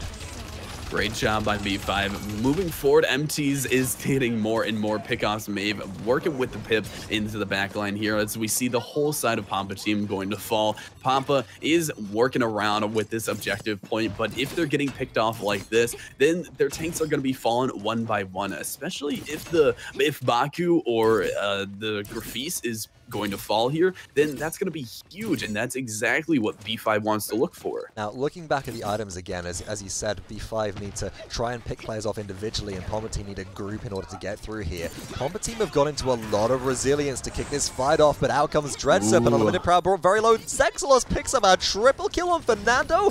Can they get the Quadra? Smutny steals it out of the air, and Ovum just suicide, saying, get me back to my base. I gotta respawn faster than this. That's Scorch Fernando for you right there, I guess. Oh my God, and it looks like Fernando's an even better flank than a flank itself, because a triple kill, even almost a quadra, but getting stealed away by Smutny. So much damage by this Fernando, putting out great fireball, coming through time and space with the Bomb King Bomb coming through. Mad Mac throwing out so much damage. And that's really, really dangerous, because rolling straight into that was Grafis. Unable to assert dominance is Ash, and Inara throws down a Stone Spear as well. 19 seconds left on the payload push, and everybody from Pompa team has perished. The respawns are coming back on through, but to re-engage here would rely on a very lucky play from Bomb King. I think the Pompa team are going to hold back, and that'd be a wise decision. Yeah, looks like Ash is going to try to move forward, but she knows she can't get onto the objective just yet, so Pompa team's going to sit back there, throw out some extra damage to get some ult charge back, but still, we saw Ancient Rage come through for Makoa, so that's going to be one side popped for B5. We know that they're not going to have Ancient Rage available, but the rest of the team, Evil Mojo and Hexafire combo is still available for them. And I'm excited to see if that'll be what turns the tide around for B5. Now, MTZ as well has gone into a Wrecker 2 which is interesting on Ruckus. Typically we see hit scan players or hit scan champions going more into cauterize. I think it's because, and just looking at this objectively, Hexafire applies on-hit effects. So Ash's Siege Shield will actually get broken down very fast by Hexafire, won't be able to keep the team alive if used. Looking at Ash's loadout here, check out Siege Engine 4 right now. That's a lot of shield cooldown reduction.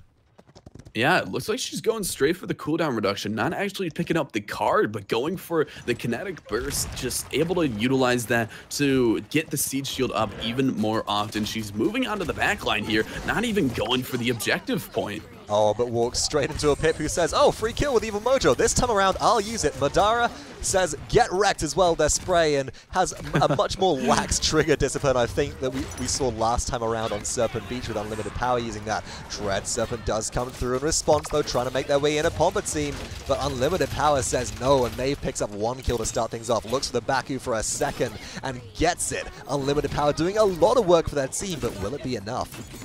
I don't know. B5 is still moving forward, and they're throwing out the pressure, but are they able to stick on it? Unlimited power finding the Ash here, and finally a double kill falling, and B5 are able to take this objective right here. They're going to be moving up, trying to get them off to dismount them, but at the same time, B5 is throwing out so much damage. Look at the pickoffs here. Unlimited power does get crippled out right there by Inara's treacherous ground. Waters Field takes it out, and Ash sets dominance on the objective to try and stay alive, but in comes the damage from behind. Bomb King with the King Bomb try to get in. Unlimited power still looking for pressure as Maeve, and doing so much disruption. The Baku very low on health. Maeve calls down Midnight, 99% to B5 compared to 87 on the objective. Zexalos goes into Immortal on the point here, but is in a lot of trouble as Ruckus starts to shred through them. King Bomb did come out for Bomb King, but will it find a single kill? Grafis gets one, following up the Baku with that damage onto MTZ, and Bomber team stay in control.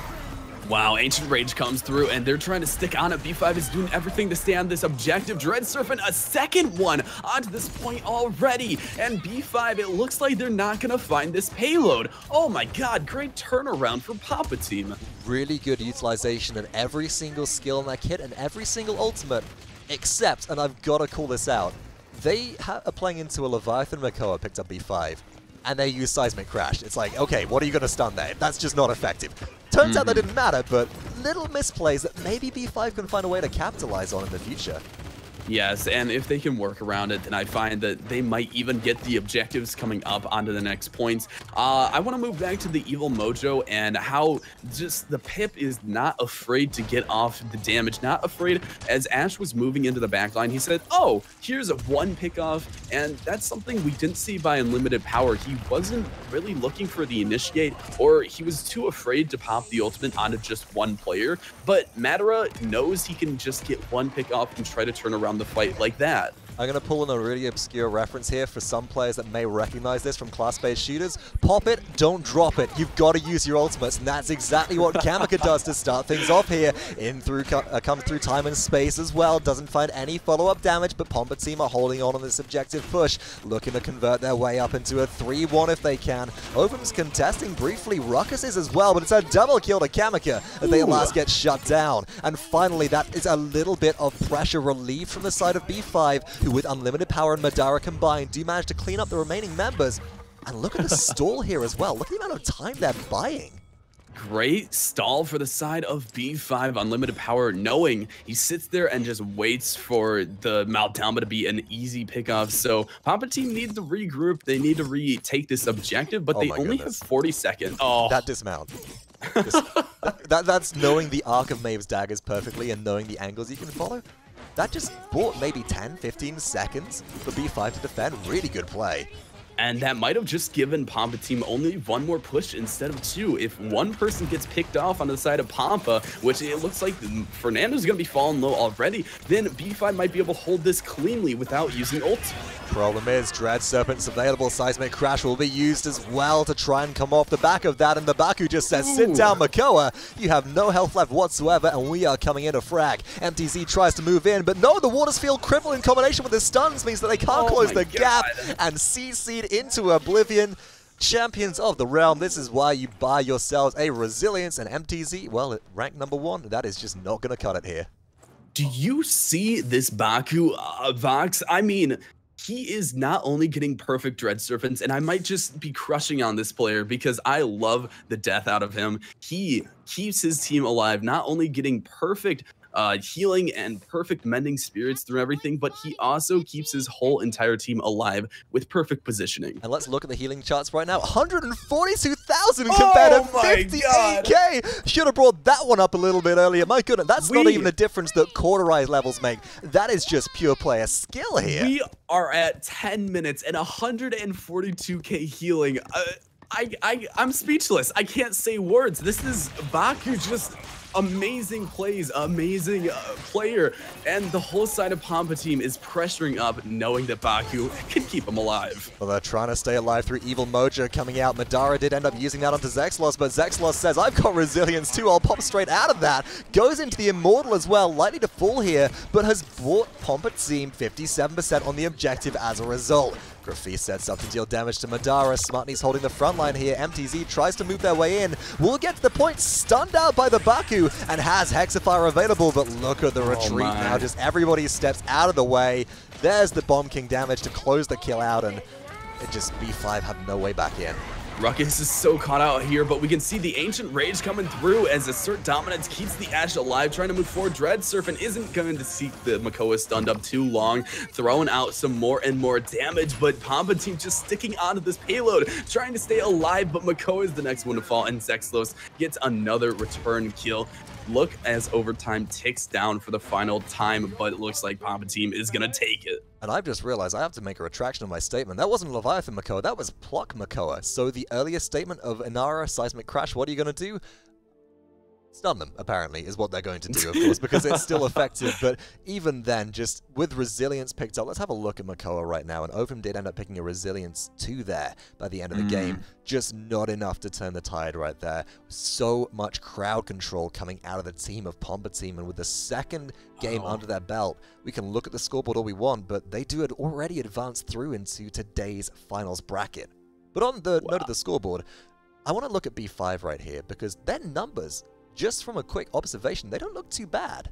No, and we see this through last time with Gangstars, and we saw that Gangstars, although their numbers last set was not as good as actually the enemy opposing team, we found that their pickoffs and their timing between throwing out ultimates and when they're going to get onto the objective and when they're going to capture with the objective time was so well played and so well utilized that even with the damage set coming out for B5, even with all of the damage charts looking great and fantastic, we have to give it over to the side, and we have to give it over to Pampa team because they know when to utilize it.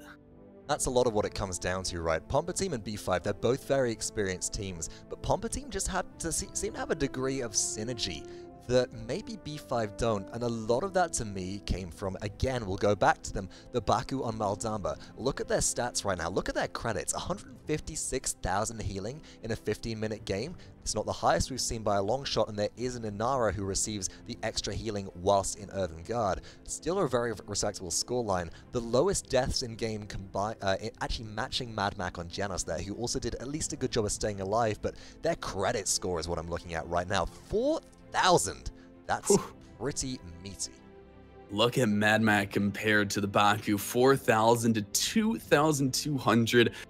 The healing from Baku, I always have to give props to him, and I always find him to be the best Maldamba. But our team's going to be able to capitalize on that. Are they going to look at this game and be like, hey, the Baku not only is getting amazing healing, let's either steal away the Maldamba as a first pick or even ban it out because of how scary Baku is on this whole entire set as Maldamba, making him force him to play something as Genos or even Pip if we want to see that come through. You know, that's a really interesting observation. We actually saw during, I think it was North American PPL, some support bans start to be prioritized with, okay, we'll ban out Genos and we'll just take Maldamba. You're left with Ceres, you're left with Pip, or vice versa. Or some of these supports, which right now are just seen on to be a secondary tier to that of Genos and Maldamba. Now, Cuscuti obviously is the exception to that, says, okay, you ban away my Genos, you ban away my Maldamba, okay, I'll play Mega Push and Pip, I don't care. But in order to capitalize on that 2400 burst healing, you just need a degree of cohesion that needs to be drilled into your players. It's not just a case of calling stack and everybody stacks. You've got to be able to call a command, and players need to have practiced responses to that in order for it to be effective. So that's the difference between, I think, a PPL level team and maybe a PGS or an ESL Go4 Cup level team, is the ability to have spent the time drilling out these actions and really have gotten that muscle memory in on those reactive plays. With that in mind... Now, sorry, go ahead.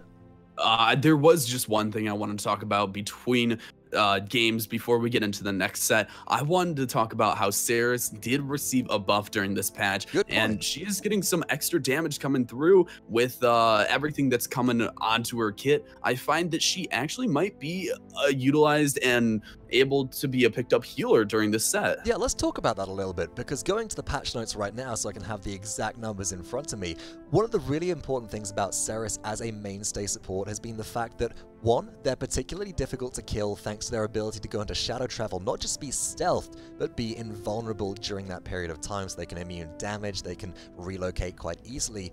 But the problem has always been that you have to take Mortal Reach. Without Mortal Reach, you can't reach players across the battlefield, you have 1,000 less healing channeled through, and as Cauterize comes online, that extra second of healing channel is really important for Saris. But bearing that in mind, the changes which happened were, Restore Soul has a base range increase by 30 units. So whilst Mortal Reach means that you're going to be able to grab players across literally the entire battlefield, at base Saris, on a map like maybe Jaguar Falls with smaller line of sights, Saris is still actually going to be effective with her other legendaries. And go ahead. Really talking about that, I wanted to move forward with Agony. The stun duration is also increased because if you get 4 stacks off of someone, not only are they stunned for 1 second now, but now they're stunned for 1.5 seconds. And that is as used to as some other ultimates into the game that actually stun for 1.5 seconds. So playing off that, it might be an amazing pickup here if one team wants to throw it out. A lot of combo potential is reduced by, the efficacy of which is reduced by resilience, so always something to bear in mind as that is a particularly cheap itemization, but if that forces players into that defensive item instead of maybe some damage reduction, it provides you with a lot of potential to go wild with like an Androxus or an Eevee pickup who is going to be unmitigated with a lot of damage potential. And with that in mind, I think we've got to go ahead through and take a look at our bracket coming up on your screen right about now. So far, Gankstars 2-0 Revital to recap. Pomba team also take the 2-0 over B5, but as we head through to the finals, this is a bit of an age-old rematch at this point, it feels like. These teams have faced off head-to-head in the finals plenty of times. I'm wondering, based on the performance of both teams in either two sets, I'm struggling to give one or the other the edge here. Do you have a particular favorite, Absurd, heading into this final set that you think it just has demonstrated the capability to pull ahead of their opponents? Well, I find that Pomba team really did nice damage between the charts, and not just the charts, but also with the healing and with the position around the control point. But sometimes they were a little offset with their positioning. Sometimes they ran up a little too far and overextended during this time. And I know Gankstars very much capitalize on every little play that is made or every little wrong decision onto the side of Pomba team. So honestly, I'm going to have to give it over to Gankstars and see how they play out through the set. There you have it, wise words and the predictions coming through, and really I'm going to try and remain impartial here, because if Pomba team can fix the issues that we've seen with overextension, then they certainly have a chance, but Gankstars looked clinical in their previous sets.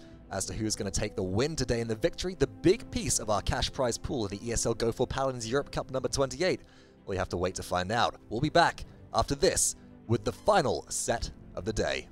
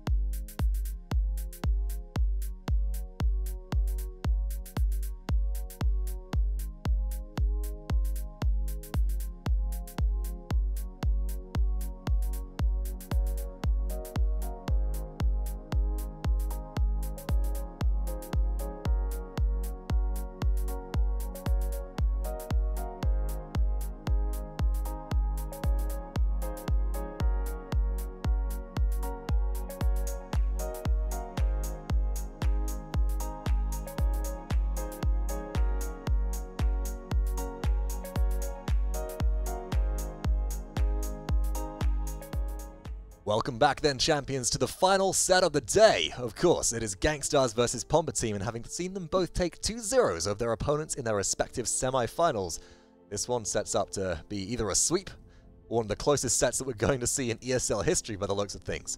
Of course, still Vox and still the Absurd Gamer on the mics. Anything you're looking forward to particularly between these two teams as we get ready to bring the map draft up on screen? Well, I want to see how Gangstars play around with Baku. Baku is someone that Pomba Team has utilized and played so well with that Gangstars really need to find some sort of composition to pick off Baku, to get into that backline and take away that healer. Either that, or they might even just want to ban away the Maldamba to not even give it to Baku. Just take it off the table immediately. We don't want to deal with your Dread Serpents. Your healing output is far too high.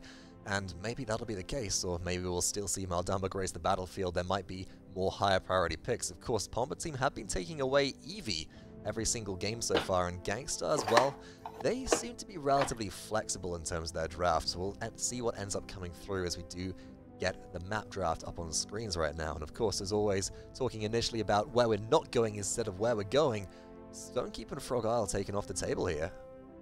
All right, so with Stonekeep down, as we saw that on the first game of today, we saw that being a ban away. Vertical movement, as we've talked about, is a little bit of a just worse and worse throughout these patches, especially with the nerfs all around to it. It's not going to be a huge pickup for Stonekeep, and that's where vertical movement really works around with the Cathedral. But for ban number 2, we see Frog Isle taken away once again, finding that a lot of teams don't want to deal with the Hyper Beam Torvald or even a Terminus that might work around with that point objective. And it's just the ability to zone as well, because on Frog Isle, if you take the team wipe fully, you're able to see the enemy base very close from the capture objective, and that means you can get dismounts so easily, you can keep your enemy team poked back, and it's a very snowbally map as a response. So to kick things off, we're going to Brightmarsh first, and I know that you have very specific picks you like on here. What do you really want to see come out on Brightmarsh as a priority?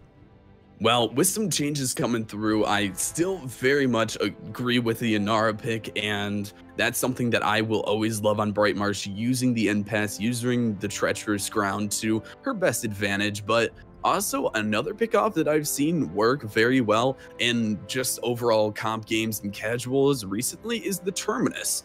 He throws down a lot of pressure onto the point. Not only that, but if you can combo his ultimate and his reanimate with someone else's CC throughout the ults, then it could just be a deadly combo between the whole thing. Oh, we talked a little bit about Ceres before we kind of shut down and went to a break at the end of the last set. That'd be an interesting combination, but I don't know what we'll end up seeing, because again, to see a Ceres, sure, she's got utility that some of the other supports, especially Genos, brings a lot to the table, but they don't bring a great deal of utility. In order for Ceres to be pulled out, the healing output of Genos is just so much more so than Ceres right now. It's so much easier than Ceres that we would have to see specific targeted bans. And with that in mind, there is no better place to check out whether these bans will be coming through or not than the champion draft for map number 1 of Brightmarsh. It's on your screens right now, and Pompa team have first ban. Looks like they're sticking with the script and taking away Eevee. No surprises there. Not even a blink, not even a think about it. Just Eevee off the table. No, they are all about the warm weather. As we are coming into, of course, winter now in the southern hemisphere, they're trying to hold on to that last little bit of summer, going, no, fall's not here yet. Bomber team, though, they start off with the Bomb King after Makora is banned out, and Gangstars are responding so far with Ashe, so interesting to see, and Torvald. But the Ashe prioritization, CC removal from Ashe's Battering Ram Legendary doesn't seem to be touching her pick priority a great deal. Yeah, and we saw last time that we were watching with an Ashe, we saw the Siege Shield come through with a Legendary, and that was huge. They utilized literally onto the side of Gangstars. It's the size of your screen when it gets deployed, but Fortress Breaker just yeah. provides you with so much utility in terms of the shield size, and it's sort of like, okay, I'm Barrack with mobility is what Ashe becomes at that point, without the turrets, of course. We're looking at the draft so far. Maldamba picked up for Pompa team, going to the Baku, which is great. In combo with Inara, a lot of healing going to be done by this squad, and they'll round out their draft with Fernando, and their last pick comes through as a Ruckus. Okay. So they're going for the three tank composition. They want the healing once again, as PT want a lot of damage, but also the Fernando played out so well last time that they want to take it away. We see Talus and Genos and Grok all coming through for the side of Gangstars. With that, there's going to be a lot of healing with Genos and Grok, but we see the double healing hasn't worked out at all during this ESL Go4. And so far, well, it worked out a little bit, but it's been a bit questionable, especially when Pip is involved. Maybe Grok will be able to kind of overcome that due to the amount of damage they're able to output. And we talked about how Luminary and Grok combine very well due to the shock pulse damage. As we get ready for our game number 1, I'm interested to see exactly how this set will be going down. Without further ado then, Champions of the Realm, let's get this game started. Map number 1 is Brightmarsh, and let's head straight on through to see exactly how it'll kick off. Starting things off on the left-hand side of your screen, it is Pompa team. Kamika comes in on Aerial Assault Ruckus, sticking with the Legendary, the Baku on Spirit's Chosen Maldamba, Grafis with Chain Reaction Bomb King, Zexlos on Scorch Fernando, and Smutney1221, currently with Tremors in Nara. Ooh. I mean, if she's going to be running the wall, we're going to see how that plays out. Narvan taking the Luminary Genos. And next up, we can find that Sorsa is going to look for the Shock Pulse Maelstrom on Grok, Battering Ram Ashe over for the side of Westos. And with Raging Demon onto the side of Talus for Skokas, Mechanizer is taking the Field Study Torvald for extra damage. Might as well be Mechanizer at this point because they're getting ready to jump in there with their Gauntlet in hand, applies the bubble towards Talus, looks for some damage, gets poked out very heavily though. Unsurprisingly, Pompa team take initial point control because they have triple frontline. It's what you do. It's Brightmarsh. But Gangsters and Saucer are doing a good job at getting a lot of disruption going. Smutney finds a double kill. I think Westo just shoulder bashed off the edge of the map. I think I just saw that as well, but Anara is getting a double kill for it in return, and Pampa team is trying to move up with everything that they have. 2 pickoffs for the side of Gangstars as they need to retreat a little. 69% already on the side of Pampa. And that's just the fact that Pampa team were able to get onto the objective and they just sit there. They're tanky. Smutny has walls. They block off the objective entrances. Grafis detonates. Gozas, easy kill coming through. And who's going to just put themselves on the point when Pampa team are all standing there? There's just too much beef at this point in the game when it's early. They sit there with so much pressure, and not only that, but the Bomb King and the Maldamba able to keep the team alive and stun up any entrances that Gangstars try to move forward onto. The point, it's going to stop them from moving forward at all. And this really difficult spot now for Pampa team, because Pampa team have to hold on and make a defense through the incoming pressure from Gangstars, and excuse me, other way around, the Gangstars have to hold on because Pampa team so far have demonstrated themselves to have the pressure and to be able to just hold the objective. Now we're going to see if they're able to do the same thing on offense. Grafis goes forwards to some advanced positioning, looks for a lot of damage towards the enemy backline. Sticky bomb round the corner, helps get the shutdown to Saucer. Navron falls as well, thanks to Smutny. And, well, that Torvald isn't going anywhere. That's a very out-of-position player. Pampa's sticking onto the side of Gangstars. They're throwing up the pressure and they're throwing up the kills as Zexlos finds another as Fernando. And now they're just sitting at the spawn. A minute 33 and the payload's already right next to this capture point. I don't know why through time and space happened right there. Oh. Dread Serpent as well right at the end. Menschmeyer moved into contest but actually walked away, so didn't end up contesting. 2 misused ultimates from both supports right at the end of the round there. But I think I've got to give sort of like the benefit of the doubt to Pampa team because that was a security ultimate. Yeah. Gangstars? I could understand. Oh, go ahead. I mean, as you were saying, I could understand why Baku would throw out the ultimate there. It looked like Gangstars were going to engage out of the point to try to defend it, so it would have been a disrupting ultimate, but Navron, with no communication for the rest of his team, just throws out an ultimate, hoping to get some sort of kill. And this strikes me as very surprising because, of course, remember, Navron was the player who executed the Dredge Anger into through time and space play on Jag Falls in the first set, so seeing this lack of trigger discipline is surprising. We'll have to see if Navron can maybe pick up the pace moving into this next round, because they're going to have to find damage and Gangstars will have to find pressure from somewhere else because they only have tier 1 offensive itemization online as well, so they've got to rely on the ultimates, but do they have them? Ooh, it looks like True Power is going to come through for Talus, sitting out of the back line, trying to throw out some extra damage as Bomb King Bomb comes through, finding Navron. Oh, doesn't actually pick up Navron into this back line, and Gangstars is moving forward onto this point, getting control back again. That was just very lucky there. Smutny activates Seismic Crash, though, trying to stay alive, but no, Gangstars are in control right now. The Luminary damage is starting to come through. Saucer really picking up the pace as Grok, the Baku misses the stun, tries to get to safety, but gets a run down by Navron in response, but again, this is the problem. Back to the objective. There's a Fernando there, and they've got Immortal. Pampa team just have the sheer health pools to contest this for longer than Gangstars. And we're sitting out of Fernando. He has Immortal to keep his team alive during this fight. So one more Initiate comes out through Gangstars. They need to get out of this point, but are they going to overcommit? Do they get picked off? Your Talus is finding himself pretty low onto the side, but Pampa team is going to be moving back onto this. Out comes Dread Serpent to try and contest, and you could see Menschmeyer's Torvald trying to move into Hyper Beam position, but isn't able to right there. Zexlos retreats away from the battlefield through time and space, comes through. Navron this time finds Kamika. That's huge, but still on the point. Our 4 members of blue team. Pampa team holds strong for the time being. Up goes the impasse wall. Fireball thrown out as Navron briefly contests, and maybe Saucer's Grok can buy some time, but Ghost Walk just not available because the cripple from Inara, that was beautiful. Hyper Beam might turn the tide though. Ooh, Zexlos is just running through, incinerating the backline as the rest of Gangstars is trying to capitalize on this point, get on it and hold the contest point, but Overtime is going to take down. Ash is the last one, and she's not able to touch it. That was beautiful, and let me tell you why. Ruckus gives up their life, soaks the 800 damage from Ash's shoulder bash. Ash then places Siege Shield and is slightly slowed whilst doing so, buying enough time for Overtime to take down with no contest. That was a beautiful play from Kamika, understanding like, if I block this, we just win the objective. And great. I'm sure his whole team was communicating through that. I'm sure the rest of the side knew exactly what Kamakura was doing, and just great plays coming out from this Ruckus. I didn't think that the Ruckus would ever be picked up once again through the nerfs onto the side of his actual advance, but it looks like he's being played out really well in this set. Up and over then comes King Bomb straight onto Menschmeyer. Torvald down, detonated and obliterated. Pomba team open up this fight, and Gangstars only have 3 members remaining as the rest of Pomba team push through. Ash does his dominance, stays alive briefly. The payload not even at halfway through yet, and Pomba team are playing so aggressively. Gangstars, I mean, the assert dominance comes through, but nobody was even throwing out damage onto the side of Gangstars. No one was throwing out damage onto Ash, so that was a little bit of a misuse. And there's just no opportunity now for them to really withstand. Oh, Tremors, the impasse comes up, tries to shut off the shoulder bash, doesn't get it. Kamika finds a nice kill on this. Goes as though finding the missiles damage as well. We can't underestimate that 500. At this point, takes the high ground. See the jump there from the aerial assault, barely making it up on top of this little ledge, but that's enough to give aerial positioning over to Ruckus, so it still looks like it's effective.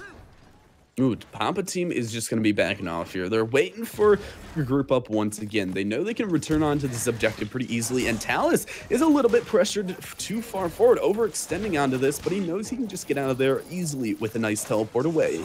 Route of travel, definitely something that you've got to be aware of right now. Gangsters are playing very defensively. Skoses as well, not engaging and overextending whilst Route of travel is down. I really like that, but unable to get much damage off into Inara, just too tanky. Then places Route of travel, recognizes that Earthengard is down, looks for it, and gets a quick punch to finish off the kill. Void grips in the air as Graffi's easy shutdown thanks to Westo, and Skoses combined overdrive rips through the enemy team, and with 8 seconds to go, no sign of Pomba team getting back to the point right now unless Zexlos charges in.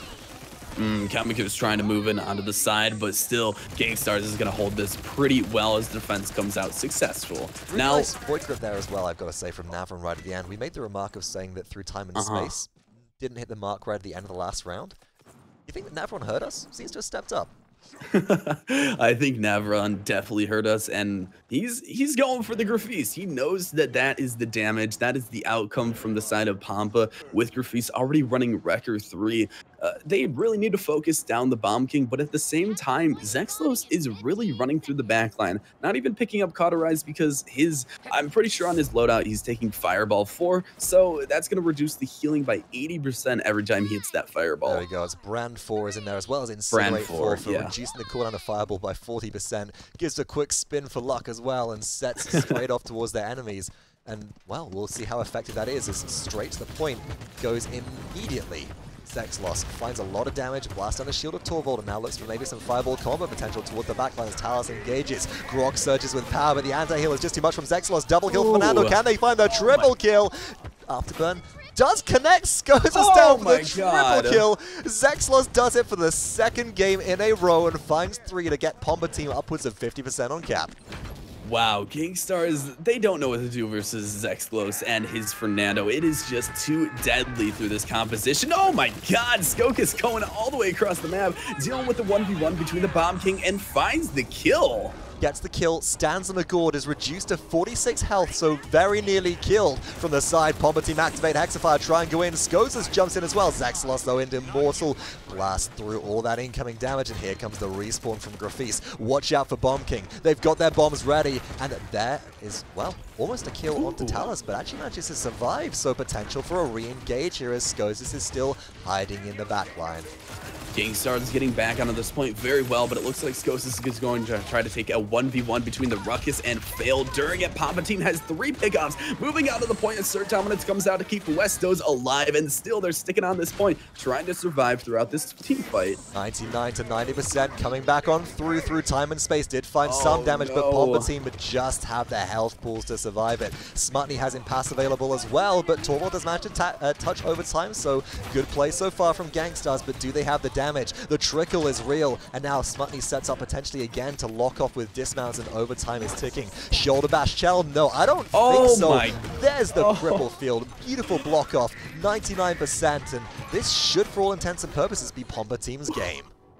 Wow, I'm gonna move back to that Inara right there, knowing that she can use the Tremors ground just to stop the CC. Ashe no longer having CC immunity during shoulder bash.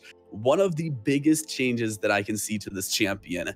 Inara moves forward, not only stops the Ashe from moving in, but also stops the Grok Tempest Storm from even touching the point or getting the heals off onto the rest of the team. Beautiful play there from Smutny as well. Going over to that loadout real fast, we do see Treacherous Ground, not the Tremors which was originally selected, and Tremors with the cooldown reduction of Impasse could have been a useful pickup on this map. But given the fact that Smutny was able to do so much with the Waters field, I love what Smutny was able to pull off this game. Beautiful performance. But let's talk Zexlos here and Fernando. Tell me exactly, just gush about their plays, because the triple kill again? I mean, Zexlos knows what he's doing with his Fernando. He knows when to go into the backline, and I find Zexlos to be a better flank than an actual frontline, which may be a little bit as a mean point because he is a frontline player, yet he plays the flank position with Fernando so well that not only does he capitalize on the fireball cooldown reduction and taking Brand to reduce the healing, but also plays around with his team, plays with Grafis so well that they sit onto the point. Now, I do want to make a point that Sorsa, look at that damage on Grok. Wow, 103,000. Now, we mentioned the fact that Luminary combos very well with Grok, and the Shock Pulse bounces for an extra 15%. Important to note, so does Field Study, and throughout the duration of that game, Menschmeyer was paying a lot of attention to Sorsa because Shock Pulse, you can apply it, there's a lot of bounce damage very quickly, and a lot of spread burst. The problem with this situation is that the health pools on the side of Pomba team throughout the duration of this game, they're just too big. Sure, Shock Pulse does a lot of damage, but it's spread across multiple players, and then it's healed up by a Gorge from the Baku whilst Impasse is blocking off Cauterize. I would really have liked to see some more kill potential on this team during the game, and looking at where that might have come from, is it a situation? Sure, they've received nerfs to the thrust distance and throw the hunt recently, but would Dragon Punch have been able to try maybe disrupt this better with the insta-kill ability of their ultimate? Even if it was played into the Fernando who has Immortal for his team, I think it would have made Zexlos pop the Immortal and play back in position to keep his team alive more as a defense player. So Skokas does work very well with the Talus, and he does play around it nicely onto the side of Gangstars, but he doesn't get the pickoffs that we need here. He doesn't put the pressure onto the Fernando, and he doesn't keep the whole team at bay, which is a huge point coming across for Gangstars. Well, here's the point as well about Talus, is that you have true power available to you, which can be used to single out targets. Realistically, the only target which Skosis could go in on with true power and maybe get a kill, maybe disrupt the fight, was the Baku on Maldamba, who just turns around and goes, well, okay, I have a Dread Serpent, and then triple tank descends onto Talus. If you haven't got Rune of Travel, and if you haven't got Resilience, you're just going to get burst down so fast. So it's a tricky one to go into. Regardless, map draft coming up now on your screen. So far, Pomba team take map number 1 of Bright Marsh. Number 2, Jaguar Falls. We're going back to basics, it seems, today. Ooh, well, Jaguar Falls, it's been played every single set here, and still is one of my favorite maps, but honestly, Bright Marsh, as we've talked about before, my favorite map in this game. It was played out so well by Pomba team, but moving over into map number 2, Jaguar Falls, let's see how they play this a little bit differently. How do you think they're going to work around with the compositions for the teams? Well, it's a much more compact map, but triple frontline can still work. What I want to see is maybe just a bigger source of burst damage here. There was a lot of sort of trickle damage from the Grok coming through during that last game. I think the Gangstars need just raw burst potential to be able to break through. And we'll have to see exactly how that works out in terms of their composition as we get ready for the champion draft coming up in your screens in just a second. It's been a phenomenal day of Paladins action so far, and it's only going to continue from here. So let's see exactly what champions these players will be taking to the battlefield for map number 2 of Jag Falls.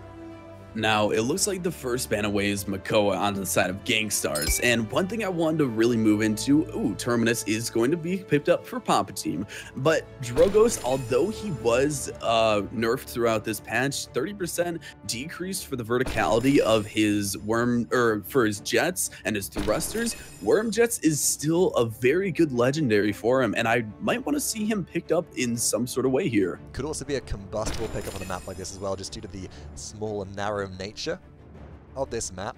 This is quite important because there's so much potential for area damage, right? And this is what definitely Gangstars was lacking last time, but leading with a Bomb King in their loadout as well as their lineup, sorry, and Torwall down with a follow, they've got area damage, but speaking of the Drogos, look where it comes through.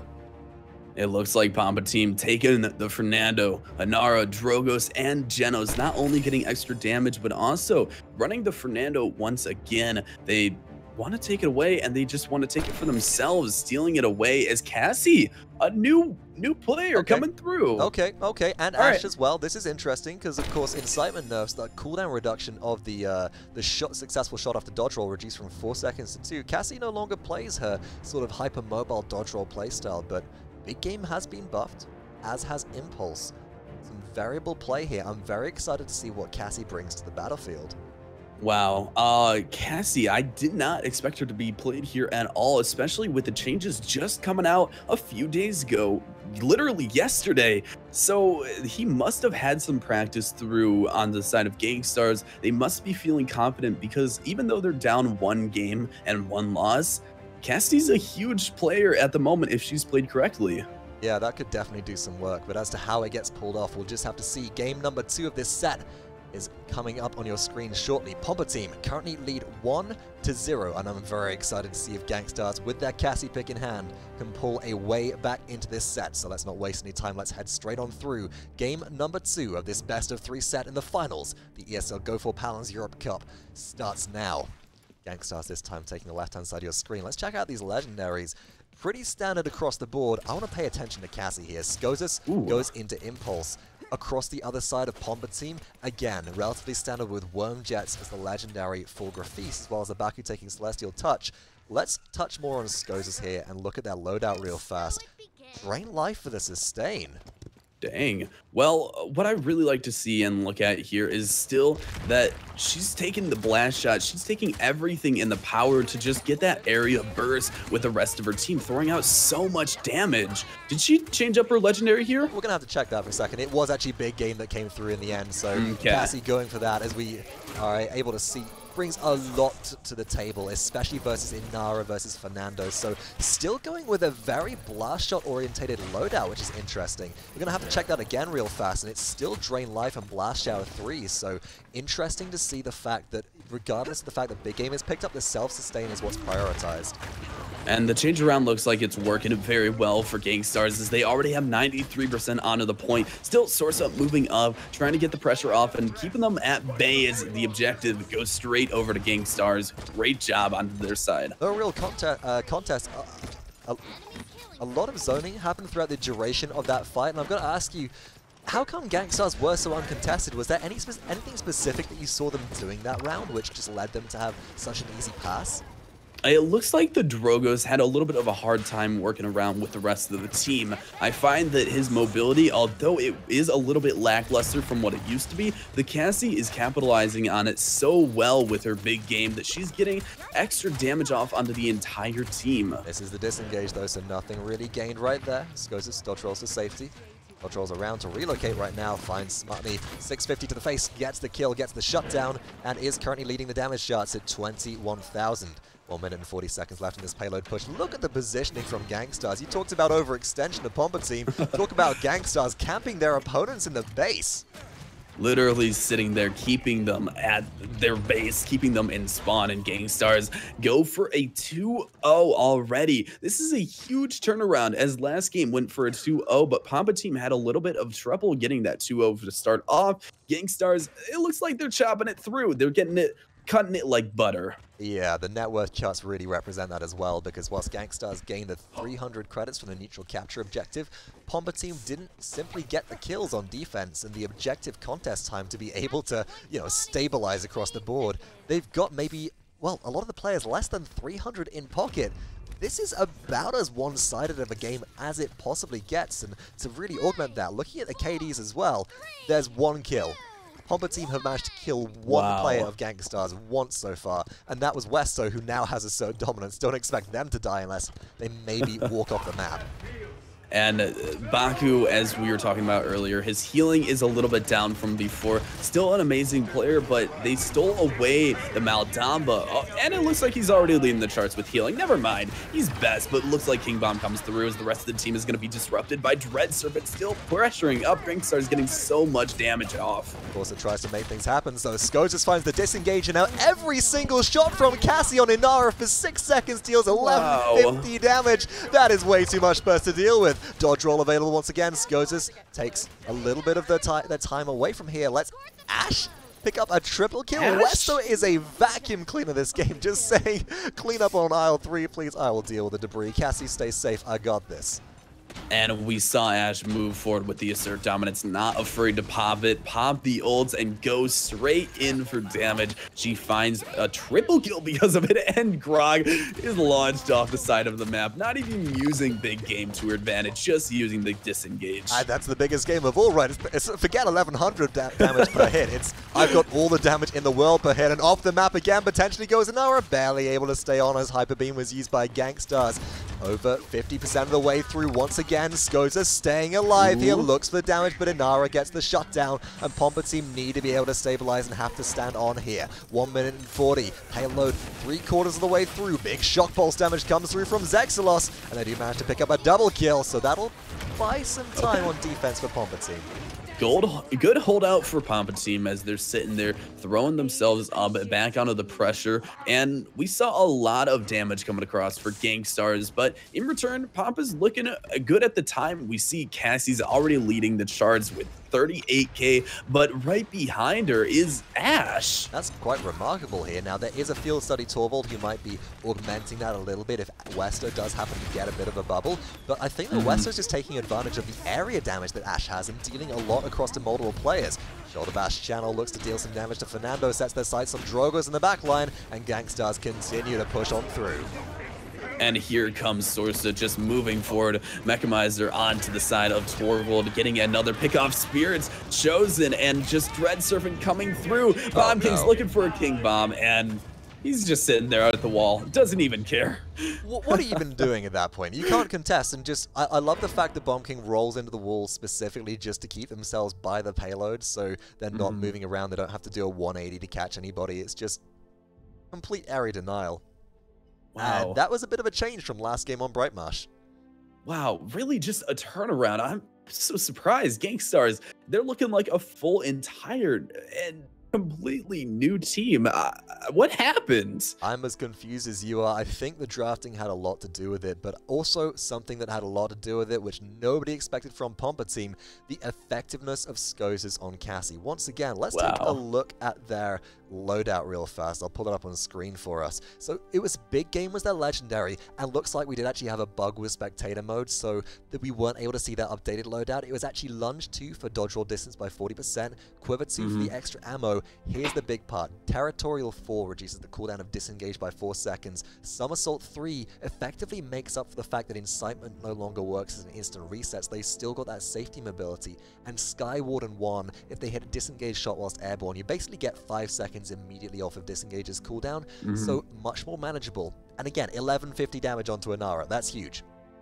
Wow, Skokus really throwing out the damage here. With the side of Westo, I don't want to like disinclude the Ash, because the Ash was playing not only so aggressive, but also in a great placement and playstyle. She knew where to line herself up. She knew how to move around with the side of just Gangstars and push it so well. Your Feast, I want to talk about how he was throughout this game throwing out a lot of damage, but felt so caught out or so unusable throughout this whole team fight. Yeah, it was just not a real opportunity for them to do much work, but of course, we're now all tied up. Our best of 3 set has been reduced to just one final game, so let's head back on through to our map draft and find out where this set will be concluding. This one's for all the marbles, and this is a security pick. You know, we could have gone weird, right? We could have gone, okay, it's 3-3, let's go Ice Mines and just duke it out. We could have gone, it's 3-3, let's play a Timber Mill and maybe throw him for a bit of a lurch, or maybe split some. We're going to Serpent Beach because it's where players feel comfortable, and when there's cash prizing on the line, as there is in the finals of every single qualifier cup, and indeed the monthly finals of the ESL Go4Paladins Europe Cup, you've got to go with what feels right, and this is a map where players are just familiar. I think that goes a long way, really, with how confident these teams will feel moving forwards. And Serpent Beach is such a confident pickup, as you keep on saying, because everybody has been moving over to the side of Jaguar Falls and Serpent Beach. The vertical movement with every nerf coming through has just kind of disappeared, and Serpent Beach not only makes up for that as having a high ground and a low ground, but also an easy way to get there onto the both sides, even if you're not a huge vertical movement champion. Right, there are a few areas where, yeah, it pays to have maybe some dashes or or a blink if you're Eevee or something to get you from. I'm thinking specifically when you're pushing the payload out of the underneath the catwalk, you've got the ability to jump up onto your opponent's more defensive high ground, but if you can't reach there, there are still plenty of other areas high up that you can get around the objective point that really matter. So we'll have to see if champions will be picked up that are going to take advantage of this verticality. And with that in mind, let's go ahead and head straight on through to our champion draft for map number 3. Once again, folks, this is the finals of the ESL Go4Paladins Europe Cup number 28.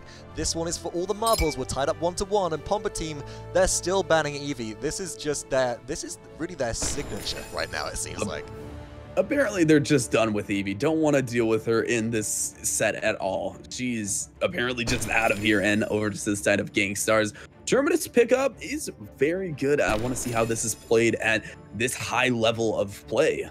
It's certainly an interesting one. We saw it put into really good practice previously on Serpent Beach, running as well your plus 40% movement on the Shadowfall card in the loadout. So I'm looking for the loadout to see how they're augmented for this specific map. Ruckus, though, sticking with the element of, like, they still retain some verticality with Aerial Assault, is picked up as a priority, as well as Maldumba. I think the Baku back on this pickup is going to feel a lot more comfortable for PT. Oh yeah, Baku on the Maldamba once again. Dread Serpent is going to be huge if it comes through, but the Makoa is a good return. If he's taking the Leviathan, he won't be stunned by the Dread Serpent at all, and Resilience will probably be a good pickup onto the side of Gangstars. They still run the Cassie as well, locking in Cassie and Janos for their next 2 picks after seeing how devastating Skosis was with Big Game last time around.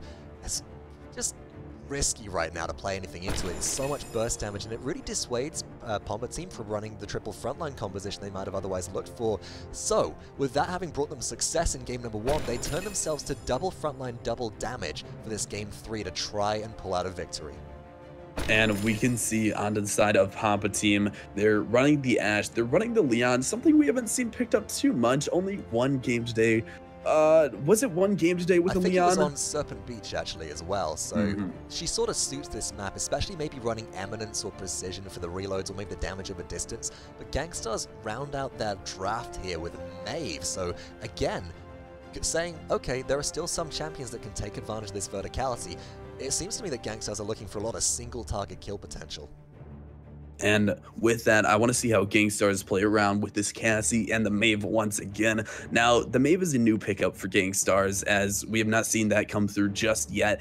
And I want to see how it's going to be played out onto the side of Serpent Beach, because this is a huge vertical mobility map if you're playing around your objective, if you're playing around with the enemy team, and to establish a connection between the rest of this side for Cassie and Genos, that might just be exactly what Gangstars need to take this game. And building on a little bit of maybe storyline knowledge as we head through into game number 3 to close out this set of these teams. Well, Gangstars, they have Skosis, and Skosis has a reputation for Maeve with their Of Blades title there as well. They're rocking out with Artful Dodger as their legendary. Notable pickups, Precision for Zexalos' Lian, Kamika running Fortress Breaker for Ashe. On the other side of things, still Undying, the only legendary we've seen so far for Menschmeyer, or actually Terminus as a whole. And of course, Leviathan. I think this is a great pickup for Westo. I find this Gangstars is going to do very well with the Leviathan, and it is an amazing legendary coming across for Makoa, especially with the nerfs to his health that are recently coming in. But Skoke is trying to get some poke off as Gangstars take control of the point. Get some initial damage on a Smutney, which is good. Now look towards Saucer potentially to land the disengaged shots from across the map. On the point so far, Gangstars are stacking up a bit of capture. Nice Void Grip, let's Graffice stack up the damage. Pompa team is able to pick up 1 kill on the Westo, but not before Skotus actually takes down Kamika and Zexlos, trading out with only 500 health remaining.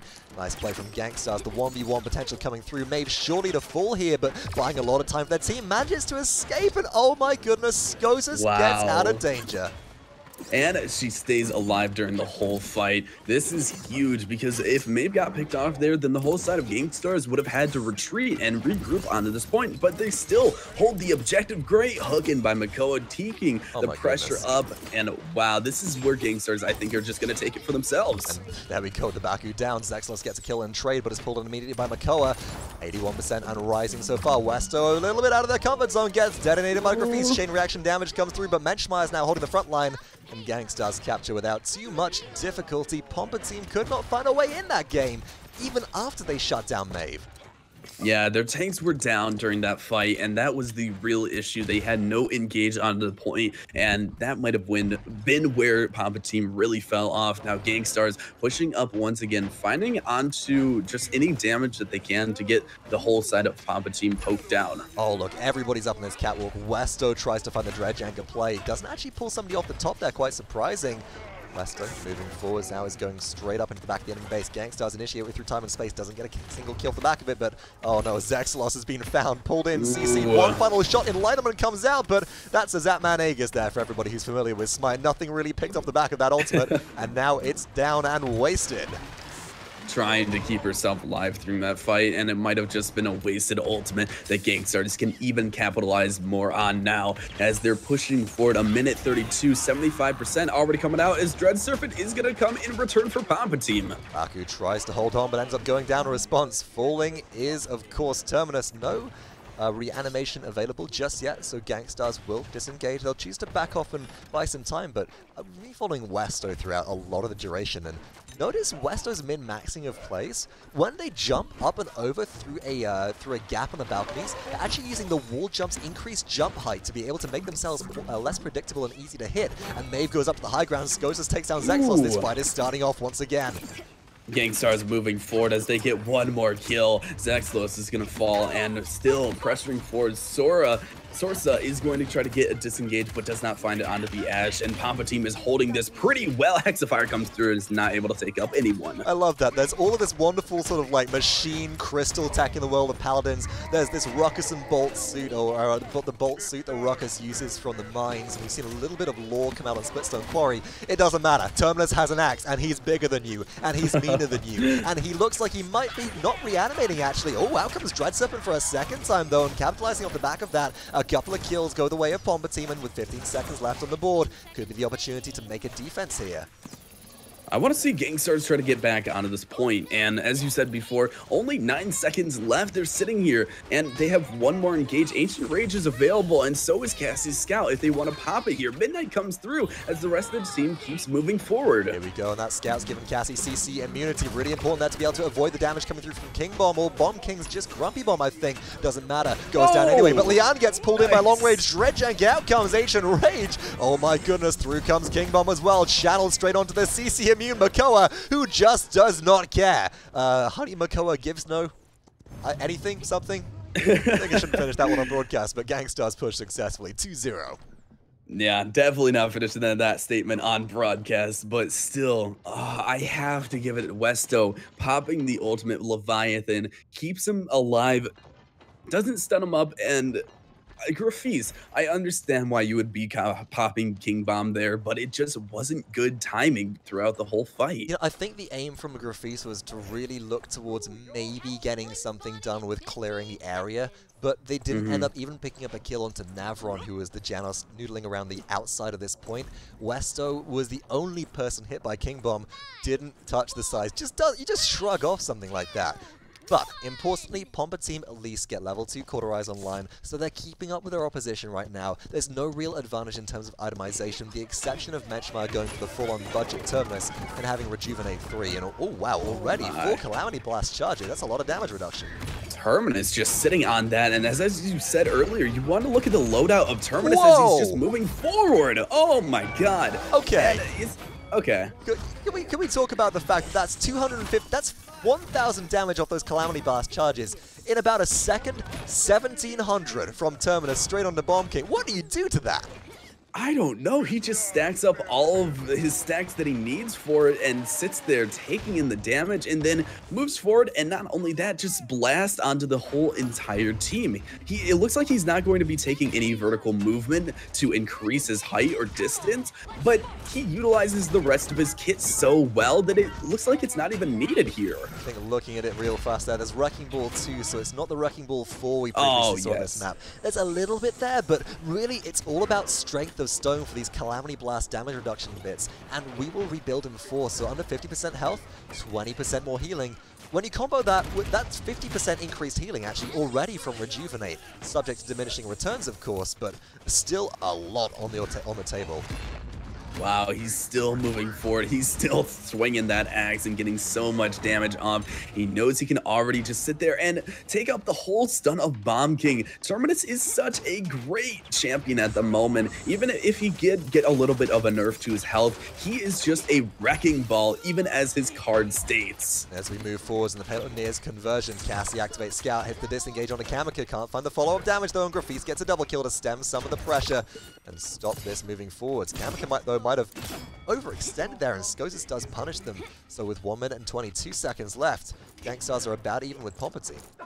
Looks like Palpatine's going to find one fall. So with the Ashe down there, then we know Gangstars has kind of a free regroup onto this point, and Palpatine can't pressure up to get them either off their horses or just keep them at bay, as the chokehold is going to be the real point where we want to see Gangstars shine on this. Oh, and Gangstars know that Bomb King is really a thorn in their side right now. Prioritization goes on the Grafis. In comes Hexafire though, the Baku picks up one, but nothing really happened from Smutney's Hexa right there. He's trying to box out with Cassie, but Cassie dodge rolls in and can't get the slay. There we go. Grafis finds 2 in a row on Bomb King, and now we're seeing why there was so much prioritization onto this player and this champion, as this Menschmeyer gets stunned out and the bombs keep on coming through. Palpatine managed to hold off once again.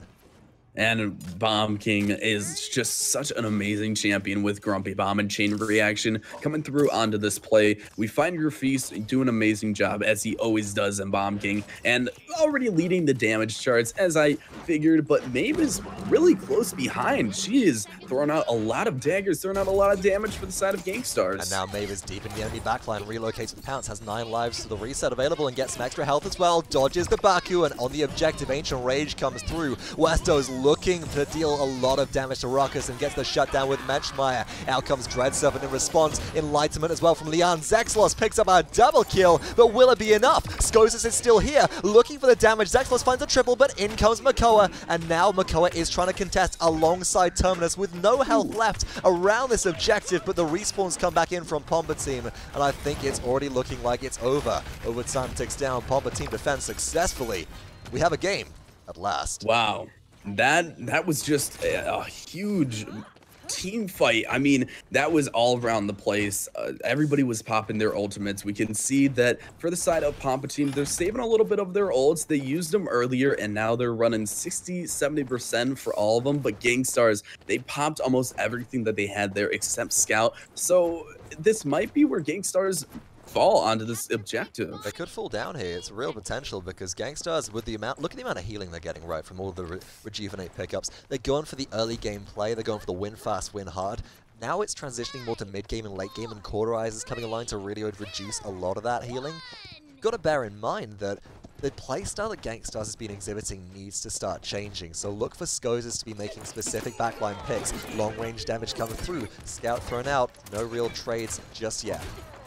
And there, as you said before, we need to switch up the positioning. We need to switch up the game plan if Palpatine want to move forward and they want to get this as Assert Dominance come through on Ashe, keeping herself alive onto the midst. Not really much gain so far, and look at that. Leon only dealing 200 damage a hit towards Menschmeyer right there, but Smutney says it just doesn't matter, and Ruckus manages to take down 2. Now holding in the backline, Cassie dodge roll, keeps them nimble. Saucer gets the bonus damage shots, but Zexlos takes their attention away from Makoa, who's pressuring up onto them. Look at the ability that Zexlos has. The jukes are insane, and Makoa is forced out of the fight, but Gangstars already have 60%.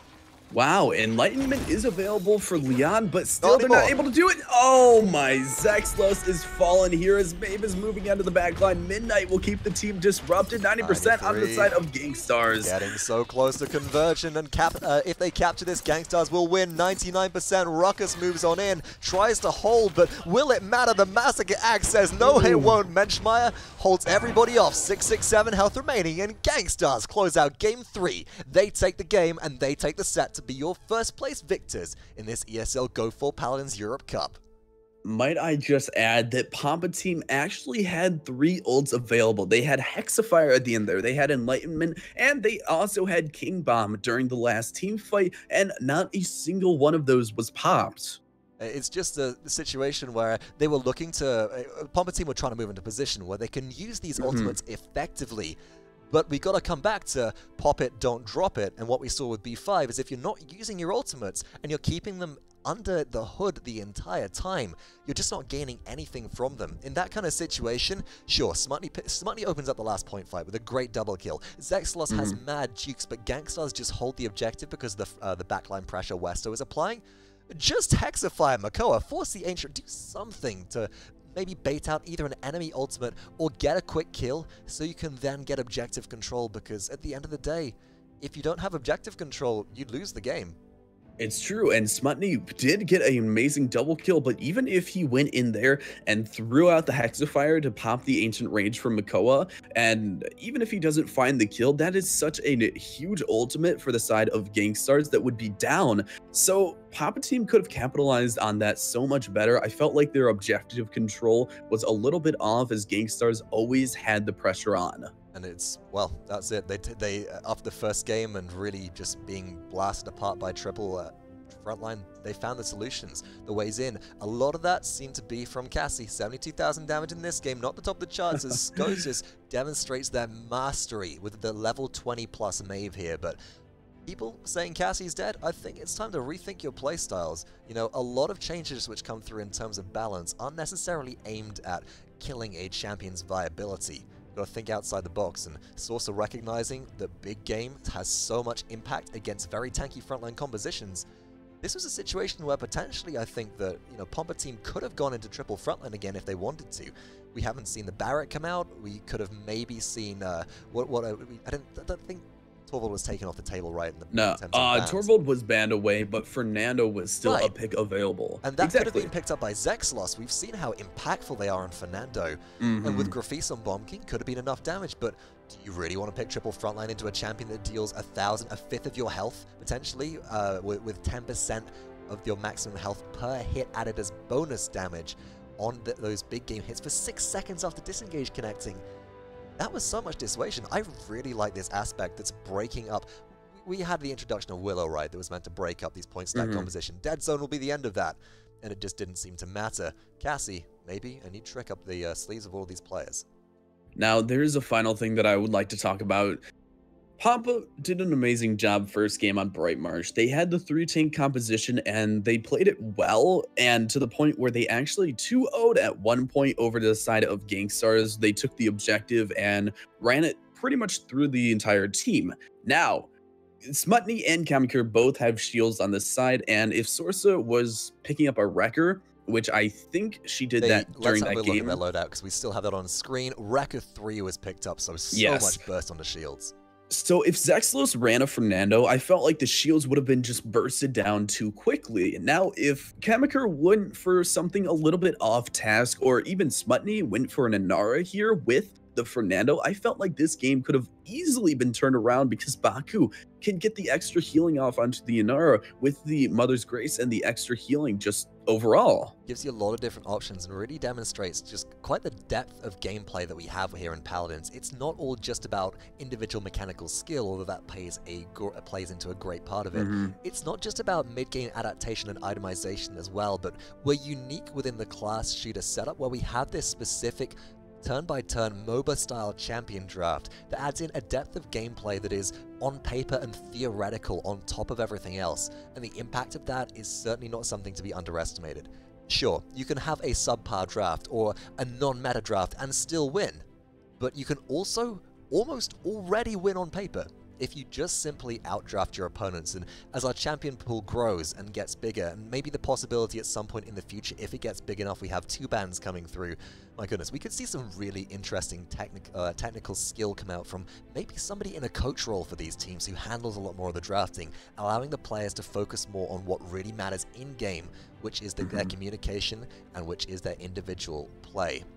Draft is definitely, draft is definitely a huge part of this game that I love talking about, and I always love showing, because that's where we get to work in depth with how teams are going to play around, not only on the map, but also during the drafting phase with all of the champions that they're going to be picking up. Right, there's a lot of mind games that go into it as well, and it's just, again, it's something which I'm so grateful that we're able to show for these ESL Go4Paladins Europe Cups as well. We had a little period of time where unfortunately we weren't able to bring them to you, but we are now in full Technicolor. Or something like that. I can't do an old-timey voice, unfortunately. Not a voice actor, folks, just a narrator for these games. With that in mind, let's take a look at the victory screen right here. Of course, you've already seen it in-game, but once again, a refresh. Gangstars take the 2-1 victory in the finals of this week's ESL Go4Paladins Europe Cup, number 28, and claim victory. So, it's been a pleasure to broadcast this cup to you all. My name has been Vox. I've been joined by the Absurd Gamer. Absurd, if people are wanting to find you on social media, where can they look out for you and on what platforms? Oh, well, I am all across platforms. I have a Twitter over at The Absurd Gamer, and I'm also on YouTube, always making videos because I love doing this and I love talking in front of you guys. One thing I'm always trying to improve is my shoutcasting, and Vox, you've been so grateful to work with me and help me out through all of this, and I want to thank you for that. It's been an absolute pleasure, and I can't wait to see what comes in the future as far as ESL Go4Paladins Cup plays out, and really anything else that might meet you in your progress. For those of you who are interested in getting involved then to close things out with the ESL Go4Paladins Europe Cup, make sure you visit play.eslgaming.com/Paladins, where you can find out all the information about not just our Go4Paladins Europe Cup, but the weekend cup that runs. It's a very casual sort of 5-on-5 onslaught tournament, so if you're after a game where you can just jump in with a bunch of friends and just hang out, then there's that available to you as well. Don't forget that whilst the PPL is over for now, we have our LAN upcoming, and details for that will be announced very soon. Keep your eyes peeled and looking out towards @PaladinsPro on Twitter and paladinsworld.com for more information about that. And don't forget that if you're interested in competing in both PC Paladins and console Paladins, well, for PC, we've got regions from all around the world going on every single day of the week with PGS, Paladins Global Series competition. If you're interested in signing up, visit paladinsworld.com and head over to the Paladins Global Series tabs at the top of the screen. And the Paladins console series as well is occurring for the regions of Europe and North America, and games are played on Thursday and Friday and broadcast on Saturday and Sunday on mixer.com/PaladinsGame. From myself, Vox, and the Absurd Gamer, it has been once again an absolute pleasure to bring you the Cup broadcast for today, but that will be all from us for the time being. We'll see you back again next week for more Paladins action. Everybody, have an amazing day, and I'll see you guys later.